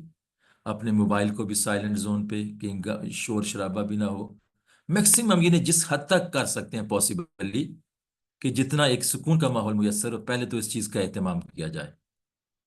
باوضو ہو کر کچھ اذکار وغیرہ پڑھ کے، 100 مرتبہ استغفار پڑھ کے، 100 مرتبہ درود شریف پڑھ کے، پھر 100 مرتبہ اس طرح سے سبحان اللہ و بحمدہ سبحان اللہ العظیم، ان وظائف کی ایک ایک تسبیح، پھر لا الہ الا اللہ کی تسبیح، چوتھی تسبیح لا الہ الا اللہ کی کرنے کے بعد، یہ 4 تسبیحاں کرنے کے بعد آپ نے جائے نماز پہ بیٹھے ہیں، بستر پہ بیٹھے ہیں، کعبۃ اللہ کی طرف اپنا رخ ہو، اور بالکل آپ یہ محسوس کریں اس وقت کہ آپ کے یہ جو فور ہیڈ ہے، جس کو ہم اپنا ماتھا کہتے ہیں، یہاں آپ یہ فیل کریں کہ اس میں اللہ پاک جو یہاں پہ ایک نور کے الفاظ کے ساتھ لکھا ہوا ہے، اور یہ امیجن کرنا ہے۔ مراقبہ اسی کو کہتے ہیں، امیجن کرنا ہوتا ہے، تصور کرنا ہوتا ہے۔ یہ فیل کریں تھوڑی دیر کے لیے کہ یہ میرے چہرے کے اوپر جو ہے وہ ماتھے کے اوپر اس میں اللہ پاک نور کے ساتھ لکھا ہوا ہے، جتنی سورج کی روشنی ہے، چاند کی تیز ترین روشنی ہے، وہ روشنی آہستہ آہستہ اس میں اللہ پاک کی میرے پورے کے پورے وجود کے اندر اور ایک ایک خون کے ذرے کے اندر وہ روشنی اور نور جو ہے وہ آہستہ آہستہ سرایت کرتا چلا جا رہا ہے۔ اس چیز کو فیل کرنا ہے، امیجنیشن کو اسٹرانگ کرنا ہے۔ یہ پھر چیزیں جو ہے وہ آہستہ آہستہ جب آپ اس کو کچھ لمحات کے لیے جب آپ اس تصور کو کریں گے، ہم نے ایک دفعہ ایک کورس کیا تھا مائنڈ پاور کا، جب یونیورسٹی میں لاہور میں پڑھتے تھے، تو وہ صاحب یعنی یہ بتا یہ رہا ہوں کہ مراقبہ میڈیٹیشن کی پاور کتنی زیادہ ہے۔ تو وہ ایکچولی یہ جس طرح سے ہیپناٹزم ہے، میسمرزم ہے، اس طرح کی چیزیں جو کرتے ہیں وہ مائنڈ پاور کی بنیاد پہ کرتے ہیں۔ وہ ہمارے جو انسٹرکٹر تھے तो माइंड पावर का कोर्स उन्होंने हमें जो है वो करवाया और इस तरह से सारी टेक्निक जो है वो बताई। तो उन्होंने खुद अपनी कुछ पिक्चर्स ये दिखाई जिसमें वो आग एक अच्छी खासी नीचे जो है वो अंगारे जो है वो रखे हों, उसके ऊपर से वो पैदल चलते चले जा रहे हैं। कहते हैं ये देखें, माइंड की जो पावर है उसको इतना मैंने यूज किया है कि माइंड इतना कंट्रोल में आ गया कि अब मुझे बदन के ऊपर जो तकलीफ हो रही है उसका असर मुझे नजर नहीं आता। फिर वो इस तरह से एक चम्मच लेकर जो है वो अपने हाथ में ऐसे उसको थोड़ी देर फोकस करके वो देख रहे थे, देखते देखते देखते देखते फिर उन्होंने बिल्कुल ऐसे उंगली से ऐसे किया तो वो चम्मच जो है वो टूट गई। उसको मुराकबा कैफियत पूरा फोकस करके कंसंट्रेशन के साथ उन्होंने देखा। ये तो एक ज़ाहिरी दुनियादारी की चीज़ें हैं कि बताना ये चाहता हूं कि मुराकबा और मेडिटेशन इतनी पावरफुल चीज़ है। और सूफिया किराम के यहाँ बिल्कुल ये एक बहुत ज़्यादा कसरत के साथ उन्होंने मुराकबा को फोकस भी किया है और मुराकबा के ऊपर ही इंसान के अंदर के जो रूहानी मकामात हैं वो खुलते चले जाते हैं। तो इस तरह के आदाब के साथ इसमें अल्लाह पाक पे आप गौर और फिक्र करें। फिर उसके बाद जो वो सिफात बारी ताला पे गौर करें। मिसाल के तौर पर अल्लाह की ज़ात जो खालिक, उसकी एक सिफ्त है, वो खालिक है, वो कायनात को बनाने वाला है। अब इसको थोड़ी लम्हात के लिए अपने ज़हन में लाइए, खालिक सुभान अल्लाह, वो पैदा करने वाला है, उसने क्या क्या पैदा किया है। थोड़ा आप सोचेंगे और फिक्र करेंगे, ज़मीन को पैदा किया, आसमान को किया। आज तो जो है वो डिस्कवरीज जिस तरह से हो रही हैं टेलीस्कोप के जरिए से, जेम्स वेब टेलीस्कोप ने जो है वो बहुत सारी hundreds of galaxies, thousand trillions of galaxies अब जो है वो डिस्कवर होती चली जा रही हैं। इतनी कमाल की तख्लीक है अल्लाह रब्बुल इज़्ज़त की। जो जो आप इस पे तख्लीक पे गौर करते चले जाएंगे, उसने जानवरों को बनाया, इंसानों को बनाया, जिन्नों को बनाया, फरिश्तों को बताया, मुझे सबसे अशरफुल मखलूकात बनाया। ऐसे ऐसे तू जितना जितना आप करते चले जाएंगे, इस तरह से इंशाअल्लाह ताला फिर आपका जो अंदर की जो कैफियत हैं, इंसान के 7 सेंसर्स हैं इंसान के अंदर, हार्ट के अंदर, जैसे ये 5 सेंसेस जो हमें नजर आ रहे हैं ना, आंख है, कान है, जिससे हम नॉलेज लेते हैं, इसी तरह से इंसान के जो इनर सेल्फ के जो सेंसेस हैं, जिनको मकामात सबा कहते हैं, जो जो इंसान इस मुराकबा की कैफियत में जाता है, तू वो एक एक करके खुलते चले जाते हैं और वो असरार और रुमूज जो है फिर उसके ऊपर आश्कार होते चले जाते हैं। ये कैफियत अगर इस तरह से बरकरार रहती चली जाए, फिर एक वक्त ऐसा आएगा आप चलते फिरते भी मुराकबा कर सकते हैं। फिर आपको खलबत की जरूरत नहीं, आप जलबत में भी, अपने ऑफिस में भी बैठे हैं, कहीं भी बैठे हैं, 5 लम्हे के लिए आप एक कुर्सी के ऊपर ही आप ऐसे करके बैठेंगे तो फौरन से कनेक्ट होते चले जाएंगे। ये कनेक्शन इस तरह से आपका मुराकबा की सूरत में इंशाअल्लाह बहाल होता चला जाएगा। या खूबसूरत बात, माशाअल्लाह ताला। जी, आदिल साहब, आप अपना सवाल कीजिएगा। अस्सलाम वालेकुम सर, बहुत शुक्रिया। तारिक साहब ने माशाल्लाह बड़ा अच्छा स्टार्ट लिया कॉन्सेप्चुअली। सर, मेरा सवाल ये है कि ये कुरान के हिसाब से जब हम देखते हैं तो औलिया का लफ्ज़ अल्लाह ताला ने अपने इन प्यारे लोगों के लिए इस्तेमाल किया, लेकिन जब हम दुनियावी तौर पे देखते हैं तो औलिया कराम के बहुत से रुतबे, कुतब, अब्दाल, गौस, इस तरह के मुख्तलिफ नकीब ये सुनने में आते हैं, और इन्हीं के हवालों से बहुत सारे उनके नामों के साथ लंबे लंबे अलकाब व आदाब शामिल कर दिए जाते हैं, जो कि एग्जेजरेशंस बहुत लगती हैं और एक दिखावे का पहलू है। जैसे मैं मादरत के साथ कहूँगा कि आपने डॉक्टर साहब के नाम के साथ भी पता नहीं उस्तादुल आरिफीन क्या पता नहीं कुछ लगा दिया था। ये बिल्कुल बहुत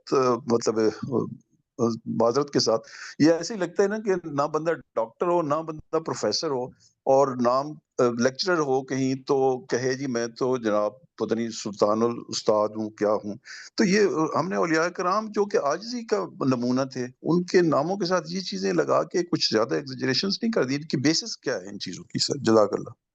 जी मैं डॉक्टर साहब बहुत से पहले, शुक्रिया आदिल साहब। डॉक्टर साहब से पहले, चूंकि मैं उन्होंने ये पोस्टर के हवाले से बात की है, तो मैं ये भी जरा बता दूं कि जरा ये असल में अरबी में लिखा हुआ है, शायद इस वजह से जो है वो जरा हैवी लग रहा है। लेकिन डॉक्टर साहब जो है ना, तारिक एजाज साहब जो हैं, ये आप अंदाजा कर सकते हैं कि मैं 2001 में जो है, जब फर्स्ट ईयर शरिया कॉलेज में आया, उस वक्त ये 6th ईयर में थे और 7th ईयर के अभी फाजिल, यानी 1 साल रह गया था इनका। तो ये तो मेरे मतलब बड़ों में से हैं। और उस वक़्त के ये समझे कि आप 2003 से ये पढ़ा रहे हैं, तो आज इनको पढ़ाते हुए 21 साल हो चुके हैं। अंदाज़ा कर सकते हैं कि इन्होंने कितने शागिर्द जो हैं इनके, वो अभी पढ़ा रहे हैं यूनिवर्सिटीज़ में। इनकी यूनिवर्सिटी में, जो एक माशाल्लाह। यूनिवर्सिटी है, اس میں بھی جو ہے وہ ہمارے ان کے شاگرد جو ہیں وہ چھوٹے جو ہیں وہ پڑھا رہے ہیں ساتھ میں ان کے. ایک تو یہ ہے. دوسرا یہ جو لکھا ہوا ہے یہ لکھا ہوا ہے فضیلت الشیخ. اس کا مطلب ہوتا ہے محترم استاذ. اس کے علاوہ اس کا کوئی مطلب نہیں ہے. جو آگے لکھا ہے نا الاستاذ عربی میں لکھا ہے اس کا مطلب ہوتا ہے پروفیسر. استاذ کا مطلب پروفیسر ہوتا ہے عربی میں. تو شروع میں لکھا ہے سر نتھنگ یہ میں ویسے مثال دی کہ میں کیا مطلب we are too fond of putting ہاں بالکل القاب بالکل اور میں سمجھ گیا ہوں. بات کی طرف جائیں بالکل صحیح. بالکل آپ کی بات بالکل میں صحیح ہے کہ ایک بندہ جو ہے اس لائق بھی نہیں ہوتا اور اتنے سارے القابات لگا دیتے ہیں. اس کا جواب تو ڈاکٹر صاحب خود دیں گے. جی ڈاکٹر صاحب. میں یہ گزارش کرنا چاہوں گا. میں ٹو سم ایکسٹینٹ عادل صاحب کی بات سے میں اتفاق کرتا ہوں. چونکہ اگر ہم سوسائٹی میں دیکھیں بڑے بڑے جو اشتہارات جو پرنٹ ہوتے ہیں جہاں جہاں پہ مختلف جگہوں پہ آستانوں پہ یا اس طرح سے جو وہ پبلش ہوتے ہیں کہ نام سے پہلے کم از کم کوئی 10-15 کے قریب القابات جو ہے وہ لگے ہوتے ہیں. یہ ہم خود دیکھتے ہیں سوسائٹی کے اندر. یہ بہت زیادہ عام ہے. یہ اس سے میں ایگری کرتا ہوں کہ یہ بہت زیادہ ایگزیجریشن ہے. اصل جو چیز ہے بیسیکلی اگر دیکھا جائے کہ کوئی بندہ کسی کوالیفیکیشن کو ڈیزرو کرتا ہے اور وہ ٹائٹل کو ڈیزرو کرتا ہے تو وہ تو جسٹیفائیبل ہے. لیکن بات یہ ہے کہ وہ اس کو ڈیزرو کرتا ہے اس کا پیمانہ کیا ہوگا کہ کون ٹائٹل اس کو دے اور کون نہ دے. اس کے لیے جو کرائٹیریا ہے وہ یہی ہے کہ اس فیلڈ کے جو ایکسپرٹس لوگ ہوتے ہیں جو خود اس کے ماہرین تصور کیے جاتے ہیں تو ان لوگوں کی یہ رائے کے اندر پھر ان کو جو ہے وہ دیکھتے ہیں جب ایک آزما کر اور اس کے علم کو فضل کو یا اس کی ایکسپرٹیز کو جس لیول پہ اوپر وہ دیکھتے ہیں تو اس کے بعد اس کو ایک ٹائٹل جو ہے وہ دے دیا جاتا ہے. اب ادھر یہاں دیکھیں علامہ محمد اقبال. علامہ کے نام تو آپ کا محمد اقبال تھا لیکن اگر آپ ٹائٹل دیکھیں اقبال کے حکیم الامت بھی ان کا ٹائٹل ہے نام کے ساتھ آتا ہے. علامہ بھی ان کا ٹائٹل ہے. علامہ ایک ٹائٹل ہے جو ان کو دیا جاتا ہے. پھر مصور پاکستان بھی ان کا ٹائٹل ہے. مفکر پاکستان بھی ان کا ٹائٹل ہے. پھر ایک فلاسفر بھی ان کا ٹائٹل ہے. ڈاکٹر بھی ان کا ٹائٹل ہے. سر بھی ان کا ٹائٹل ہے. ایک ایک ٹائٹل کو جب ہم دیکھیں گے تو وہ اس کے اوپر 100% پورے اترتے ہیں. تو ٹائٹل جہاں پہ جتنے زیادہ ہوں گے دیے ہیں جس نے وہ دیکھا یہ جائے گا کہ وہ بندہ ان ٹائٹلز کو ڈیزرو بھی کرتا ہے یا نہیں کرتا. تو 1923 کے اندر گوروں نے ان کو سر کا خطاب دیا اور یہ کسی کے بھی انٹلیکچوئل کنٹریبیوشن کی ریکگنیشن کے طور پر جو ہے وہ یہ ایک ٹریڈیشن تھی. آج کل بھی جو ہے وہ پوئٹ لوریٹس ویسٹ کے اندر ایک پورے کا پورا جو ہے وہ نوبل پرائز جو ہے وہ آپ کو پتہ ہے ورلڈ وائڈ جو وہ ملتے ہیں. نوبل پرائز ونرز ہوتے ہیں, ناروے پرائز ونرز ہیں, لٹریچر کے اندر پرائزز ہوتے ہیں, اس طرح کے ایوارڈز ہوتے ہیں. تو سملرلی ریلیجن کے اندر بھی اسی طرح سے جو سرٹن لیول کی ان کی جو گرپ ہے اس لیول کے اوپر تھے تو ان کے لیے بھی یہ ٹائٹل جو ہے وہ دیے جاتے تھے. اور سیم روحانیت کے اندر بھی یہی بات ہے. جو لوگ ڈیزرو کرتے ہیں عادل صاحب جو ہمارے اوائل دور کے جتنے بھی جن سے یہ تصوف کی بنیادیں پڑی باقاعدہ طور پہ ایز اے سبجیکٹ انہوں نے اس کو انٹروڈیوس کیا ان لوگوں کی کتب کے اندر امام ذہبی کے سیر اعلام النبلاء ہے. پھر اس طرح سے اور جو اسماء رجال کی کتب ہیں یعنی یہ وہ کتب ہیں جن کے اندر ڈفرینٹ جو ایکسپرٹس ہیں ان کی بایوگرافیز کو جو ہے وہ انہوں نے مینٹین کیا ہے لکھا ہے اور ان کی سروسز لے کر پھر ان کے لیے ساتھ اسپیسیفکلی الفاظ ان کے ساتھ استعمال کرتے ہیں. سکہ کا الفاظ استعمال کرتے ہیں, امام کا لفظ استعمال کرتے ہیں اور امام الوقت کا لفظ بھی جو ہے استعمال کرتے ہیں. تو وہ اس سینس میں کرتے ہیں کہ وہ ڈیفینیٹلی اس زمانہ میں جو ہے وہ ان سے کامل جو ہے وہ لوگ نہیں ہوتے یا ہوتے بھی ہیں ان کے پائے کے تو وہ بڑے اعلیٰ پائے کے ہوتے تھے. اس سینس کے اندر تو وہ کتابوں کے اندر ہمیں جو وہ ملتا ہے. لیکن ایگزیکٹلی پھر وہی بات آ جاتی ہے یہاں پہ جو ہے وہ میں ہوں کچھ بھی نہیں, مجھے ایک لفظ بھی نہیں آتا لیکن میرے ساتھ القابات کی بہار ہے ایک اس طرح سے جو ہے وہ اپنے ان کے اندر میں اتنا لدا ہوا ہوں کہ میں جو اپنی ہستی کو مٹا بیٹھا ہوں اور جھوٹے اور جعلی پن کی بنیاد پر ان ٹائٹلز کی بنیاد پر معاشرے کے اندر آپ یہ کہہ سکتے ہیں مارکیٹنگ کا بھی اس وقت جو ہے وہ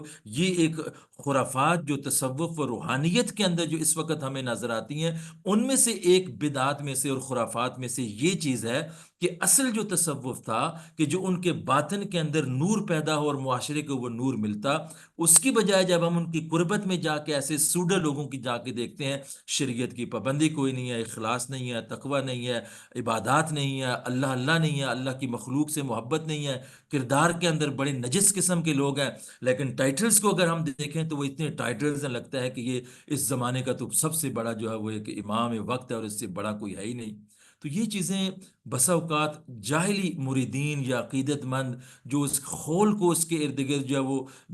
لگا دیتے ہیں، جس کی بنیاد پہ پھر اس کو آگے، آج کل تو اتنا مارکیٹنگ یہ بزنس بن چکا ہے کہ اپنے اس کو پروموٹ کرنے کے لیے پھر بڑے بڑے القابات کا جو اظہار کیا جاتا ہے، لیکن جو ایکچولی ڈیزرو کرتا ہے اس کے لیے جو کوالیفیکیشنز ہیں اس کے ساتھ لگانے میں کوئی حرج نہیں ہے۔ لیکن اس طرح سے موسٹلی ہماری سوسائٹی میں ایسا ہی ہوتا ہے کہ جعلی پن بہت زیادہ ہے۔ ہمیں اس کو بھی بڑی ہی باریک بینی سے دیکھنا ہوگا کہ ان ٹائٹلز کے لبادے کے اندر آنے والی جو شخصیت ہے اس کا اپنا روحانی مرتبہ اور مقام جو کیا ہے، تو اس طرح سے شاید ہم ڈفرینشیٹ کر سکیں۔ بہت خوبصورت۔ شکریہ سر، اس کے بہت مہربانی۔ سوالات کا دیکھیں، عادل صاحب کے سوال کو دیکھیں، آمنہ کے سوال کو دیکھیں یا باقی سوالات کو دیکھیں، تو یعنی تصوف کی جو نورانی ایک سلسلہ تھا، نورانی چادر تھی، اس کے اوپر کتنی گرد جو ہے نا پڑی ہوئی ہے کہ آج کے جو آج کا جو مسلمان ہے وہ کتنا پریشان ہے اس حوالے سے، جو کہ اسلام اور ایمان کا معراج ہے یعنی احسان، اس کے اوپر کتنی گرد چڑھ گئی ہے۔ تو آپ جیسے ماشاءاللہ مشائخ ہوں گے یہاں پہ تو انشاءاللہ تعالیٰ یہ جو سلسلہ ہے تربیت کا، تعلیم کا، یہ چلتا رہے گا انشاءاللہ تعالیٰ۔ جی میں عاطف عثمان صاحب کی طرف جاؤں گا، وہ کچھ کہنا چاہ رہے تھے، اس کے بعد حافظ عرفان صاحب ہوں گے، پھر میں مرزا شاہد بیگ صاحب کو بھی کہوں گا کہ وہ بھی کچھ کہیں۔ جی عاطف عثمان صاحب۔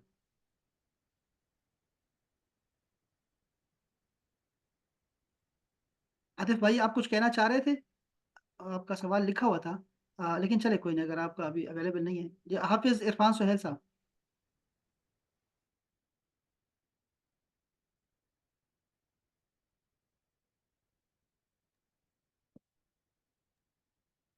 السلام علیکم۔ وعلیکم السلام۔ وعلیکم السلام ورحمۃ اللہ۔ ڈاکٹر صاحب میرا سوال سادہ سا ہے ویسے۔ سوال یہ ہے کہ ہم اپنے معاشرے میں دیکھنا چاہیں یا ان کی کہہ لیں صحبت حاصل کرنا چاہیں اللہ کے نیک بندوں کی، اولیاء کی، صالحین کی، تو جی ہمارے پاس اس کا کیا کرائٹیریا رہتا ہے؟ عام سادہ بندہ تو وہ یہ اس کوشش میں رہتا ہے کہ اس سے پہلے کوئی کرامت ظاہر ہو تو پھر اس کو مانا جائے کہ یہ ہے اس قابل کہ ہم اس کی جو ہے اقتدا کر سکیں، اس کی بات کو جو ہے وہ سن سکیں اور اس کی کہے ہوئے کلمات یا الفاظ پہ ہم عمل پیرا ہو سکیں، تو اس کے لیے ہمارے پاس کیا کرائٹیریا ہونا چاہیے؟ دیکھیں، کرائٹیریا تو سب سے بنیادی چیز جو ہے وہ کوئی بھی شخص اپنے، میں بھی ایک نیک ہونے کا دعویٰ کر سکتا ہوں، کل کو میں اپنی داڑھی بڑھا کے، سر پہ پگڑی باندھ کے، جبہ پہن کے، تسبیح اور یہ چیزیں مارکیٹنگ کر کے جو ہے وہ اس طرح سے اس لبادے میں آ سکتا ہوں، ایسے ہزاروں روپ ہیں، اور آج کے دور میں تو انتہائی مشکل ہے کہ ایسے واقعی اللہ والوں کی پہچان جو ہے وہ اس میں جو ہے وہ بہت زیادہ دو نمبری کافی زیادہ آ چکی ہے۔ بنیاد پہ جیسے کنفیوژن ہوتی ہے سوسائٹی کے اندر، ہر انسان کے چاہتا ہے کہ صحیح اللہ والوں کو پہچان سکے۔ اس کے لیے دیکھیے عرفان صاحب، بنیادی چیز، سب سے بنیادی چیز، کسی کو بھی جج کرنا ہے کہ یہ اللہ کے کتنے قریب ہے، کتنے دور ہے، یا اس کے دعوے کیا ہیں، اور اسی طرح سے جو ہے وہ اس کا جو ہے وہ حقیقتاً کتنا تعلق ہے اللہ کے ساتھ، اس کی بنیاد وہ شخص کتنا زیادہ عامل بالقرآن اور سنت ہے، یعنی قرآن و سنت کے اوپر وہ کتنی سختی کے ساتھ عمل کرنے والا ہے۔ یہ سب سے بڑا پہلا کرائٹیریا ہے کسی بھی شخص کی صالحیت کے دعوے کی سچائی کا، کہ کوئی شخص کتنا بڑا دعویٰ کرتا پھرے۔ ایون صوفیاء کہتے ہیں کہ کوئی شخص ایسا ہے جو یہ دعویٰ کرے کہ میں ہوا میں اڑ سکتا ہوں اور میں بڑی بڑی کرامتوں کا ظہور کر سکتا ہوں، لیکن یہ دیکھو کہ اس کی زندگی کے اندر جو شریعت کی ظاہر کی پابندی ہے وہ نہیں ہے، اس سے وہ خالی ہے ظاہر کی پابندی سے، اور وہ نعرے لگاتا ہے ہم تو حقیقت والے لوگ ہیں، ہم طریقت والے ہیں، ہم تو نمازیں بھی وہاں پہ پڑھتے ہیں۔ یہ سراسر دھوکہ اور فراڈ ہوگا۔ کیوں کہ طریقت یا حقیقت یا تصوف یا روحانیت کسی اور چیز کا نام ہے ہی نہیں سوائے اس کے شریعت کے اوپر کمال درجہ کے ساتھ اپنے عمل کو سر انجام دینا، وہی اگلے سٹیپ کے اندر جو ہے وہ طریقت کی طرف لے کر چلا جاتا ہے۔ اس کی مثال بالکل اسی طرح سے ہے جیسے ایک ڈاکٹر کے پاس ہم جاتے ہیں، ایک میڈیسن بیمار ہیں تو ہمارے لیے وہ پرسکرپشن تجویز کرتا ہے، نسخہ۔ اب کوئی شخص یہ کلیم کرے کہ ڈاکٹر نے جو نسخہ دیا ہے اس پہ تو مجھے عمل کی ضرورت نہیں ہے، ہاں اس کے بغیر میں صحت مند ضرور ہو جاؤں گا، یہ دھوکہ اور فراڈ ہوگا۔ قرآن اور سنت اور اسلام اور دین کی جو بنیادی تعلیمات ہیں وہ اس نسخے کی مانند ہیں۔ جب تک اس نسخے کے اوپر عمل نہیں ہوگا، اس کے بعد جیسے ایک مریض کو صحت نہیں مل سکتی، جو صحت ہے نسخہ بمنزلہ قرآن و سنت اور شریعت کے ہے، اور اس پر عمل پیرا ہونا یہ اس کے اوپر کما حقہ پورے کا پورا اس کو 100% فالو کرنا ان لیٹر اینڈ اسپرٹ، جن چیزوں سے پریونشن کی جو آرڈرز ڈاکٹر نے دیے ہوئے ہیں ان کو بھی اوائڈ کرنا، اس میڈیسن کو بھی اسی طرح سے یوز کرنا، جن چیزوں سے اس نے پرہیز کا کہا ہے اس کو بھی پرہیز کرنا۔ پھر اس کے بعد جو اگلے سٹیپ پہ آئے گی وہ اس کی شفا یابی ہوگی، جس کو ہم شریعت کے بعد طریقت، روحانیت اور اخلاق اور تزکیہ نفس جس کو ہم کہتے ہیں وہ ہوگی۔ اس کے بغیر جو ہے وہ قطعاً کوئی اور راستہ نہیں ہے کہ کوئی یہ کلیم کرے کہ ہم ڈائریکٹ آگے چلے گئے اور نسخے کو پریکٹس کیے بغیر، جیسے مریض کو صحت نہیں مل سکتی اسی طرح سے روحانیت کسی شخص کے قریب نہیں آ سکتی جب تک بھی قرآن و سنت کے نسخے کو اپنی زندگی کا اوڑھنا اور بچھونا نہیں بنا لیتا۔ تو یہ ایک بنیادی کرائٹیریا ہے کہ ہم دیکھیں، اور اس میں دیکھیں آپ ایک دن میں 2 دن میں نہیں ہے، یہ بسا اوقات جو وہ مہینوں لگتے ہیں انسان کو کسی کی صحبت میں رہتے ہوئے اور جانچتے ہوئے۔ دعوے تو بڑے بڑے ہو سکتے ہیں، میں دعویٰ کر سکتا ہوں 5 وقت کی نماز پڑھنے والے بھی ہیں، پھر اس سے اوپر کے بھی ہیں، اس سے اوپر پہ بھی ہیں، اس سے اوپر کے بھی ہیں، تو جو جتنا زیادہ قرب الہی اور معرفت الہی میں نہ صرف فرائض بلکہ اس سے نکل کر نوافل میں بھی اس حد تک اہتمام کرے، اپنے کردار میں، بول چال میں، اخلاق میں، لوگوں کے ساتھ، مخلوق خدا کے ساتھ۔ یہ دیکھیں دوسری جو پہچان ہے، ایک تو یہ بتایا کہ اللہ کے ساتھ اس کا تعلق، اور دوسرا ایک صوفی کا جو صحیح معنوں میں وہ تعلق ہے، اس کا تعلق مخلوق خدا کے ساتھ کیسا ہے۔ وہ محض مخلوق خدا سے محبت کا رشتہ اور ان سے تعلق اللہ کی رضا اور محبت کے لیے کرتا ہے، اس کا کوئی دنیاوی مقصد نہیں ہوتا۔ کوئی میرے قریب ہو جائیں، کل کو ان کی جیب کے اوپر نظر ہو، نذرانوں پہ نظر ہو، کوئی اس طرح کی چیزیں ہوں، جیسے ہی یہ محسوس کریں کہ کوئی پیر کسی کی زبان، کسی کی بولی، کسی کی لینگویج اب ایسی ہے کہ وہ لوگوں کو اب اپنی طرف، اپنی جیب کی طرف وہ مائل کرتا ہے، وہ سمجھ لیں کہ وہ صحیح حقیقت شناس نہیں ہے، وہ حقیقت شریعت کے روپ کے اندر جو ہے وہ لوگوں کو دوسری طرف لے کر چلتا چلا جا رہا ہے۔ اس سے ہمیں جو ہے وہ اوائڈ کرنا ہوگا۔ اور تیسری چیز جو ہے اس میں یہ ہے کہ اس کی جو اپنی زندگی جو ہے وہ خالصتاً صبح سے شام تک، رات کے تک جو ہے وہ کامل مہارت کے ساتھ اللہ کی بندگی کے ساتھ وہ گزرتی چلی جاتی ہے۔ یہ ایک شرائط ہیں جن کو انسان اگر فالو کرے۔ اس کی مزید سٹڈی کے لیے اگر آپ جو ہے وہ کشف المحجوب حضرت داتا گنج بخش علی حجویری، اور اس طرح سے عوارف المعارف ہے شیخ شہاب الدین سہروردی کی، اور اس سے پہلے کی بھی کتاب اللمہ ہے شیخ ابو نصر سراج الطوسی کی، اور بہت ساری کتب ہیں۔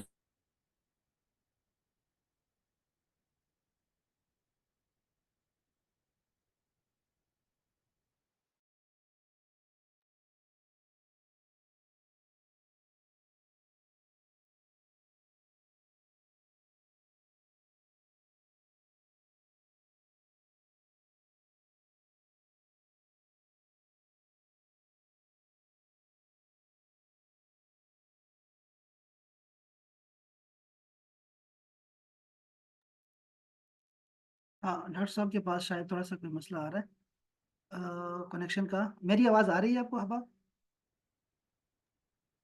جی سر آ رہی ہے۔ اچھا چلیں، جب تک ڈاکٹر صاحب آتے ہیں نا تب تک جو ہے آج کے سیشن کے حوالے سے آپ نے دیکھا کہ کتنے اہم جو ہے نا یہ اہم موضوع تھا جو کہ شاید ہم چھوڑ دیتے اور ہم نے اتنے مہینے چھوڑے رکھا، لیکن ڈاکٹر صاحب نے بہت زبردست طریقے سے آپ کو بتایا ہے، چونکہ اصل میں وہ خود اسلام آباد میں رہتے ہیں اور ایسے جگہ پر پڑھا رہے ہیں وہ اس وقت کہ وہاں پر جو ہے وہ اس طرح کے سوالات ان سے عام طور پر کیے جاتے ہیں۔ مجھے اندازہ ہے ان چیزوں کا کہ یونیورسٹیز میں آج کل کیا تعلیم دی جا رہی ہے اور بچوں کو ہمارے جو ہے وہ کس طرح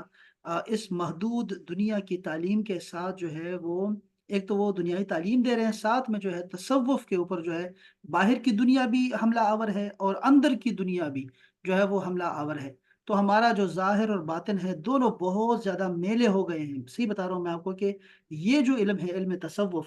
یہ جب آپ کا ظاہر پاک ہوتا ہے تو آپ کا باطن جو ہوتا ہے اگر وہ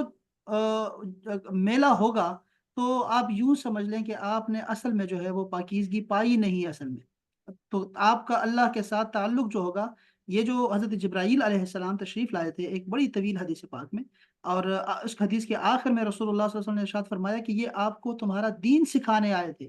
تو دین سکھایا کیسے؟ کہ پہلے پوچھا اسلام کا، تو آپ نے جواب دیا کہ یہ ایکشنز کرنے ہوتے ہیں، کہ آپ نے کلمہ ہے، نماز، روزہ، حج، زکوٰۃ، یہ سارے ایکشنز ہیں۔ پھر دوسرا سوال کیا، اس سے اعلیٰ سوال تھا، اور وہ تھا ایمان کا۔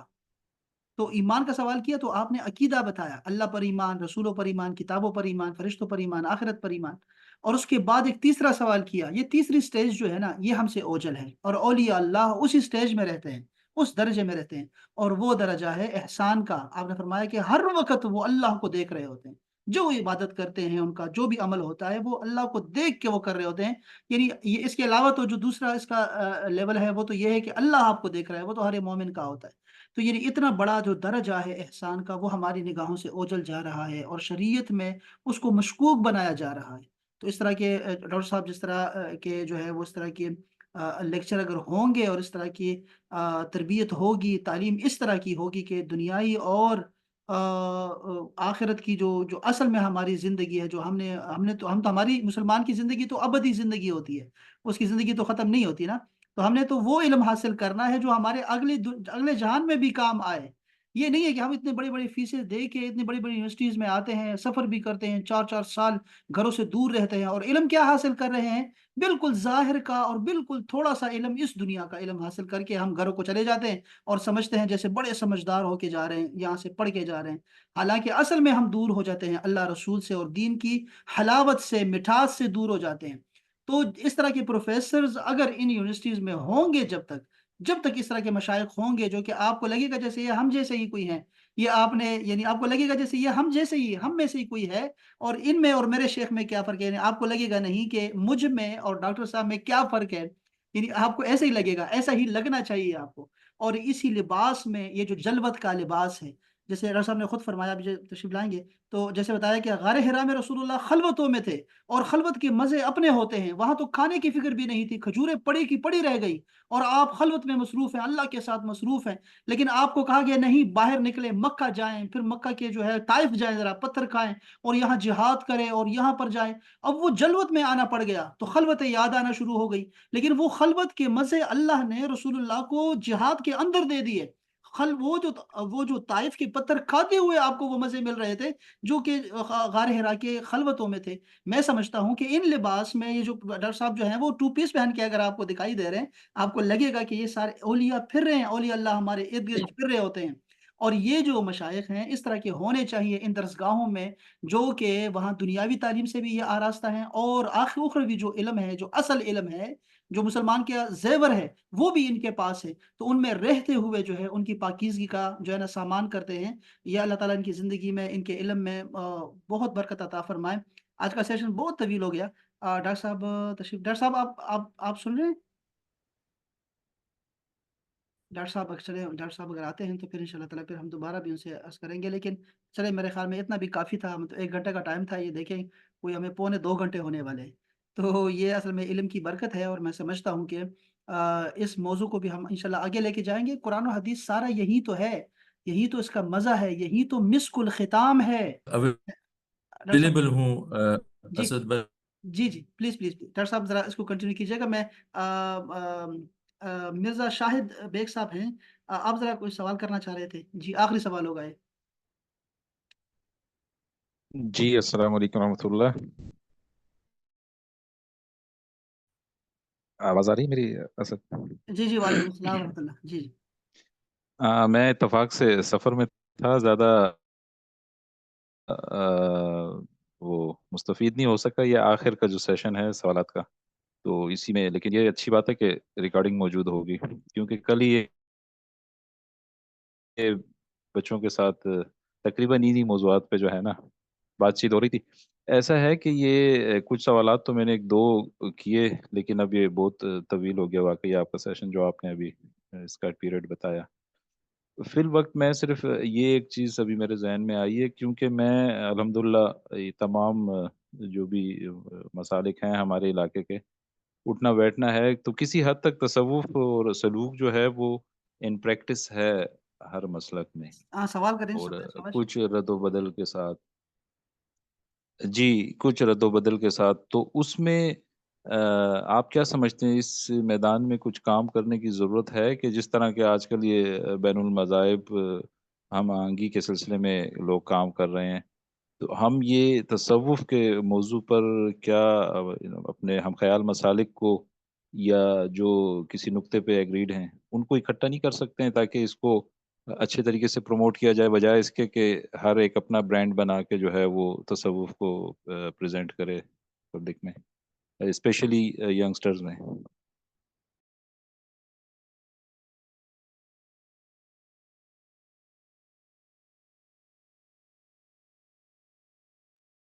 जी, डॉक्टर साहब मोहतरम। डॉक्टर साहब हाँ, डॉक्टर साहब का माइक बंद है फिलहाल।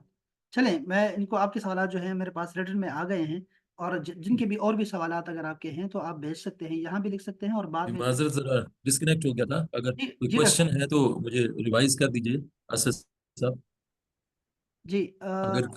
अगर कोई क्वेश्चन, मैं अभी डिस्कनेक्ट हो गया था, कोई जी, जी। क्वेश्चन जी, जी। है मेरे तो पास मुझे शाहिद बेग रिवाइज कर साहब एक दीजिए, लाइन में रिमाइंड। सवाल दोहरा दें ज़रा, शाहिद बेग साहब। जी सर, मैं ये अर्ज़ कर रहा था कि सलूक और तसव्वुफ़ जो है वो तकरीबन तमाम मसालिक में जो है इन प्रैक्टिस है, किसी न किसी शिक्ल में और किसी न किसी लेवल में, मामूली रद्द-ओ-बदल के साथ। तो क्या मौजूदा सूरत हाल में यंगस्टर्स को हम कोई ऐसी कोई सूरत नहीं पेश कर सकते सबको, यानी इकट्ठा करके तमाम मसालिक को कुछ इस पे, यानी अगर काम हो, जैसे कि मरकज़ में काफ़ी काम माशाल्लाह शुरू हो चुका है। इस सिलसिले अच्छा में जी, कोई ठीक है, ठीक है। है कोई जी, तजवीज़? डॉक्टर साहब आप बात को समझे होंगे कि अब आजकल जो है बहुत सारे सेशंस हो रहे हैं, सेमिनार्स हो रहे हैं इस बात पे कि जो मज़ाहिब अरबा है उनको करीब किया जाए, या जो बैनुल मसालिक हैं या बैनुल मज़ाहिब हैं, वो हम आहंगी का एक जो है ना एक माहौल बनाना चाह रहे हैं, सारी दुनिया और सारे स्कॉलर्स जमा हो रहे हैं। तो क्या तसव्वुफ़ में भी हम क्या लोगों को जमा कर सकते हैं, अगरचे थोड़ा बहुत इख्तिलाफ हो भी?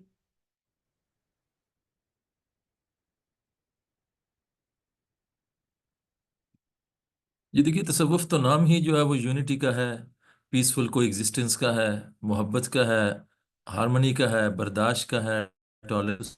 सारे का सारा सूफिया की जिंदगियों के अंदर यही चीज़ें जो है वो हज़रत ख्वाजा मोइनुद्दीन चिश्ती अजमेरी होती है। वो नहीं देखता कि नीचे जो है वो कोई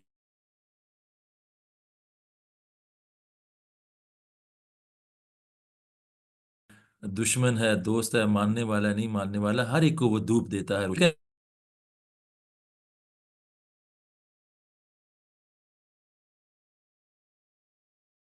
ना, कि मर्ज करके एक हो जाए, बनाई है थोड़ी बहुत जो है वो चेंजेस, डेफिनेटली डाइवर्सिटी रहती है। किसी को भिंडी पसंद है, किसी को गोश्त पसंद है, खाने पीने में भी इंसान की चॉइस होती हैं, लिबास में भी हैं, एजुकेशन में भी चॉइसेस होती हैं। इसी तरह से जो ये जो हमारे यहाँ स्पिरिचुअल चेंज हैं, ये भी इंसान की तबीयतों के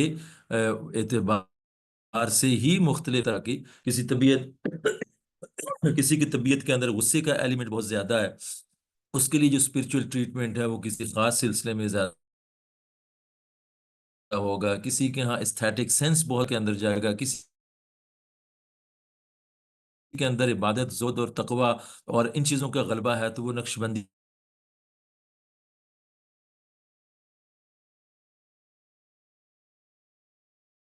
की तरफ चलता चला जाएगा। तो सिलेबस हैं बेसिकली ये सारे के सारे एक अलग हैं,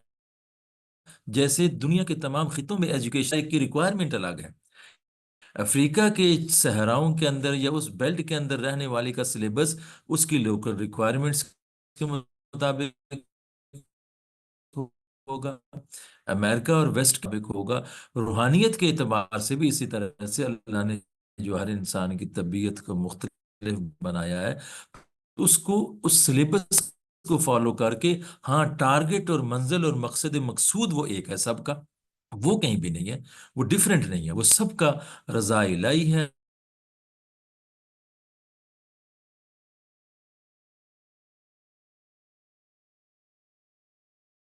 तज़किया नफ्स है, तस्फिया बातिन है, और इसी फेथ जो हमारी सेक्टेरियनिज्म है, इवन डिफरेंट सेक्ट्स हैं, उनके यहाँ भी जब तसव्वुफ और रूहानियत अगर आप देखें ना, तकश्शुफ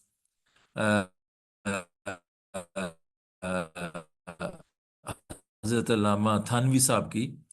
फिर उनकी और गोर किताब है अत-तसव्वुफ, वो भी उनकी जो है वो मियाँ है, किताब है तसव्वुफ व सूफिया अल इस्तिकामा के नाम से। फिर उन्हीं के ज़माने के जो है वो अपना अल्लामा इब्न कय्यम है, मनाजिल सायरीन, जो शेखुल इस्लाम अब्दुल्ला हरवी की, इस्माइल बिन अब्दुल्ला हरवी की किताब की शरह है, उन्होंने लिखी है मदारिजुस सालिकीन के नाम से। तो थ्रू आउट हिस्ट्री के अंदर तसव्वुफ या सूफी टीचिंग्स, उनके अंदर कहीं इख्तिलाफ पाया जाता, तमाम जगहों पे यही यकसानियत है। अब आगे वैरायटी और जो मैंने जैसे डाइवर्सिटी वो एग्जिस्ट करती है, अंदर कोई कॉन्फ्लिक्ट नहीं होता। इसके साथ भी जो है वो सारे के सारे पैरेलल मंजिल और मकसूद की तरफ जो आज सफर होते हैं।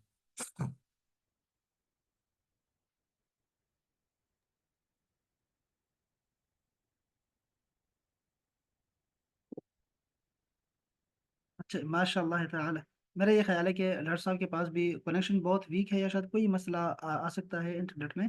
तो लेकिन मेरा ख्याल में कि सारे सवालात जो हैं वो बड़े क्लियर हैं, जवाबात सारे क्लियर हैं अल्हम्दुलिल्लाह। और बहुत सारा जो है वो फैज़ान हम जो है वो आज साथ लेके जा रहे हैं। आज हमारे साथ जो थे डॉक्टर तारिक एजाज साहब, जो कि असिस्टेंट प्रोफेसर हैं faculty of social sciences air university Islamabad के। और उन्होंने आज जिस मौजू पर हमें जो है वो आगाही दी और नूर बख्शा, हमें रोशनी दी, हमें वो तसव्वुफ़ के हवाले से, इसके इब्तिदा के हवाले से, इसकी हकीकत के हवाले से, कुरान और हदीस से जो है हमें समझाया। और मशाइख के अपने बयानात की रोशनी में जो है हमें तसव्वुफ़ को हमें वाज़ेह किया। और अल्लाह ताला हमें अल्लाह ताला ये जो दीन का फ़हम है, कुरान और हदीस का जो असल फ़हम है, जो सीरत की फ़िक़्ह है, समझ-बूझ है, अल्लाह ताला वो हमें अता करे। और इसके साथ-साथ औलिया अल्लाह का जो फैज़ान जारी है, ये 14 सदियों में हर दौर में औलिया अल्लाह का वजूद रहा है। चाहे वो किसी भी सिलसिले से, ये 4 सिलसिले तो हम पाकिस्तान में जानते हैं। इसके अलावा भी पूरी दुनिया में जो है वो बहुत सारे सिलसिले हैं, बहुत सारे। सिर्फ़ मिस्र में 80 के करीब सलासिल हैं। ये फ़क़त मिज़ाज, किसी भी मिज़ाज का मुसलमान है, अल्लाह ताला ने उसके हिदायत का सामान करना ही करना है। तो इसलिए जो है फिर अल्लाह ताला ऐसे मशाइख को, ऐसे औलिया अल्लाह को अपने दोस्तों को भेजता है कि फिर लोगों की जो है वो रहनुमाई होती है उसमें, और लोगों की तरबियत का सामान होता है। तो अल्लाह ताला इन औलिया अल्लाह ताला की कसरत और ज़्यादा करे, और अल्लाह ताला इनका जो फैज़ है वो हमारे गली कूचों मोहल्लों तक पहुँचाए। और ख़ासकर जो हमारे तालीमी इदारे हैं, यूनिवर्सिटीज़ हैं, कॉलेजेस हैं, और जो हमारी ख़ासकर जो हमारी नई नस्ल आ रही है, उनको भी अगर हम सही रास्ते पे रखना चाहते हैं और अकीदा अहले सुन्नत वल जमात पे रखना चाहते हैं, उसका वाहिद हल जो है वो सिर्फ़ इन सूफिया का, इन औलिया अल्लाह का दामन है कि हम उनको थामे रखेंगे तो हम बचे रहेंगे। वरना कुरान और हदीस तो आपको कोई भी सुना सकता है। आप कादियानियों के कभी चले जाएँ ना, उनके जो जमात होती है, वहाँ चले जाएँ, वहाँ भी कुरान पढ़ा होगा, आप हैरान होंगे, वो नमाज़ पढ़ रहे हैं, वो जुमा पढ़ रहे हैं, सारा कुछ वो भी कर रहे हैं, आप हैरान होंगे, यार ये हो क्या रहा है? तो आप उसका अंदाज़ा कर सकते हैं। इसके अलावा भी कितने ग्रोह हैं, उन सबके पास कुरान हदीस की चीज़ें होंगी, और कोई ना कोई जो है अपने साथ आयत और हदीस को जमा करके रखा होता है अपने मौक़िफ़ को बताने के लिए। औलिया अल्लाह का जो जो तबका है ना, ये ऐसी ऐसी ऐसी जगह है कि जहाँ पर आपको कुछ पढ़ना नहीं होता, बस वो फैज़ान खुद सीने से सीने की तरफ मुंतकिल हो जाता है, और बस आपका जो दिल है वो साफ़ होना चाहिए बस। तो ये अल्लाह ताला ये जो फ़ैज़ है अल्लाह ताला जारी और सारी रखे। और मैं डॉक्टर साहब का ख़ुसूसी शुक्रिया अदा करूँगा आज के सेशन के लिए कि आपने बिल्कुल हमें डबल टाइम दे दिया। हमने 1 घंटा माँगा था, आपने 2 घंटे दे दिए हमें। आपका बहुत शुक्रिया, बहुत शुक्रिया। मैं जितना शुक्रिया अदा करूँ वो बहुत कम है। मैं चाहूँगा कि इंशाअल्लाह ताला अगले हफ़्ते भी, अगले महीने मैं चाहूँगा कि आप जो है हमें ज़रूर जो है वो कोई दोबारा से किसी मौज़ू पर वक़्त दें, और इस तरह हमारी रहनुमाई करें। बाकी जो हमारे दोस्त इस सेशन में शरीक रहे हैं, 40 के करीब तकरीबन लोग आए मुख्तलिफ़ जगहों से, उन सब का मैं ख़वातीन और हज़रात तमाम का जो है वो मैं शुक्रगुज़ार हूँ। आपको मैं ये भी अर्ज़ करता चलूँ कि हमारे सेशन होते रहते हैं ऐसे, आप ज़रूर जो है हमारे साथ जुड़े रहें, और इस इन सेशंस में जो है आते रहें, मुख्तलिफ़ मशाइख़ आते रहते हैं, इस तरह के स्कॉलर्स पूरी दुनिया से आते हैं। تو ضرور جو ہے ہمیں جوائن رکھیں. ہمیشہ روزانہ ہماری کلاسز ہوتی ہیں اور یہ سیشنز بھی ہمارا ہفتہ وار تقریباً ہوتا ہی جو ہے نہ کوئی سیشن ہوتا ہی رہتا ہے. تو آپ ضرور تشریف لایا کریں. آپ سب کا بہت بہت شکریہ. اللہ تعالیٰ آپ کو سلامت رکھے. اللہ تعالیٰ آج کے ہمارے جو جتنے بھی ہم نے درود پڑھا اس دوران، جتنا بھی قرآن پڑھا ہم نے، نعت پڑھی ہے، جتنے بھی ہم نے اولیاء کے نام لیے ہیں، اللہ تعالیٰ اپنی بارگاہ میں قبول کرے اور اس کو ہمارے لیے توشہ آخرت بنائے. وآخر دعوانا ان الحمد للہ رب العالمین. السلام علیکم ورحمۃ اللہ تعالیٰ وبرکاتہ. وعلیکم السلام ورحمۃ اللہ وبرکاتہ.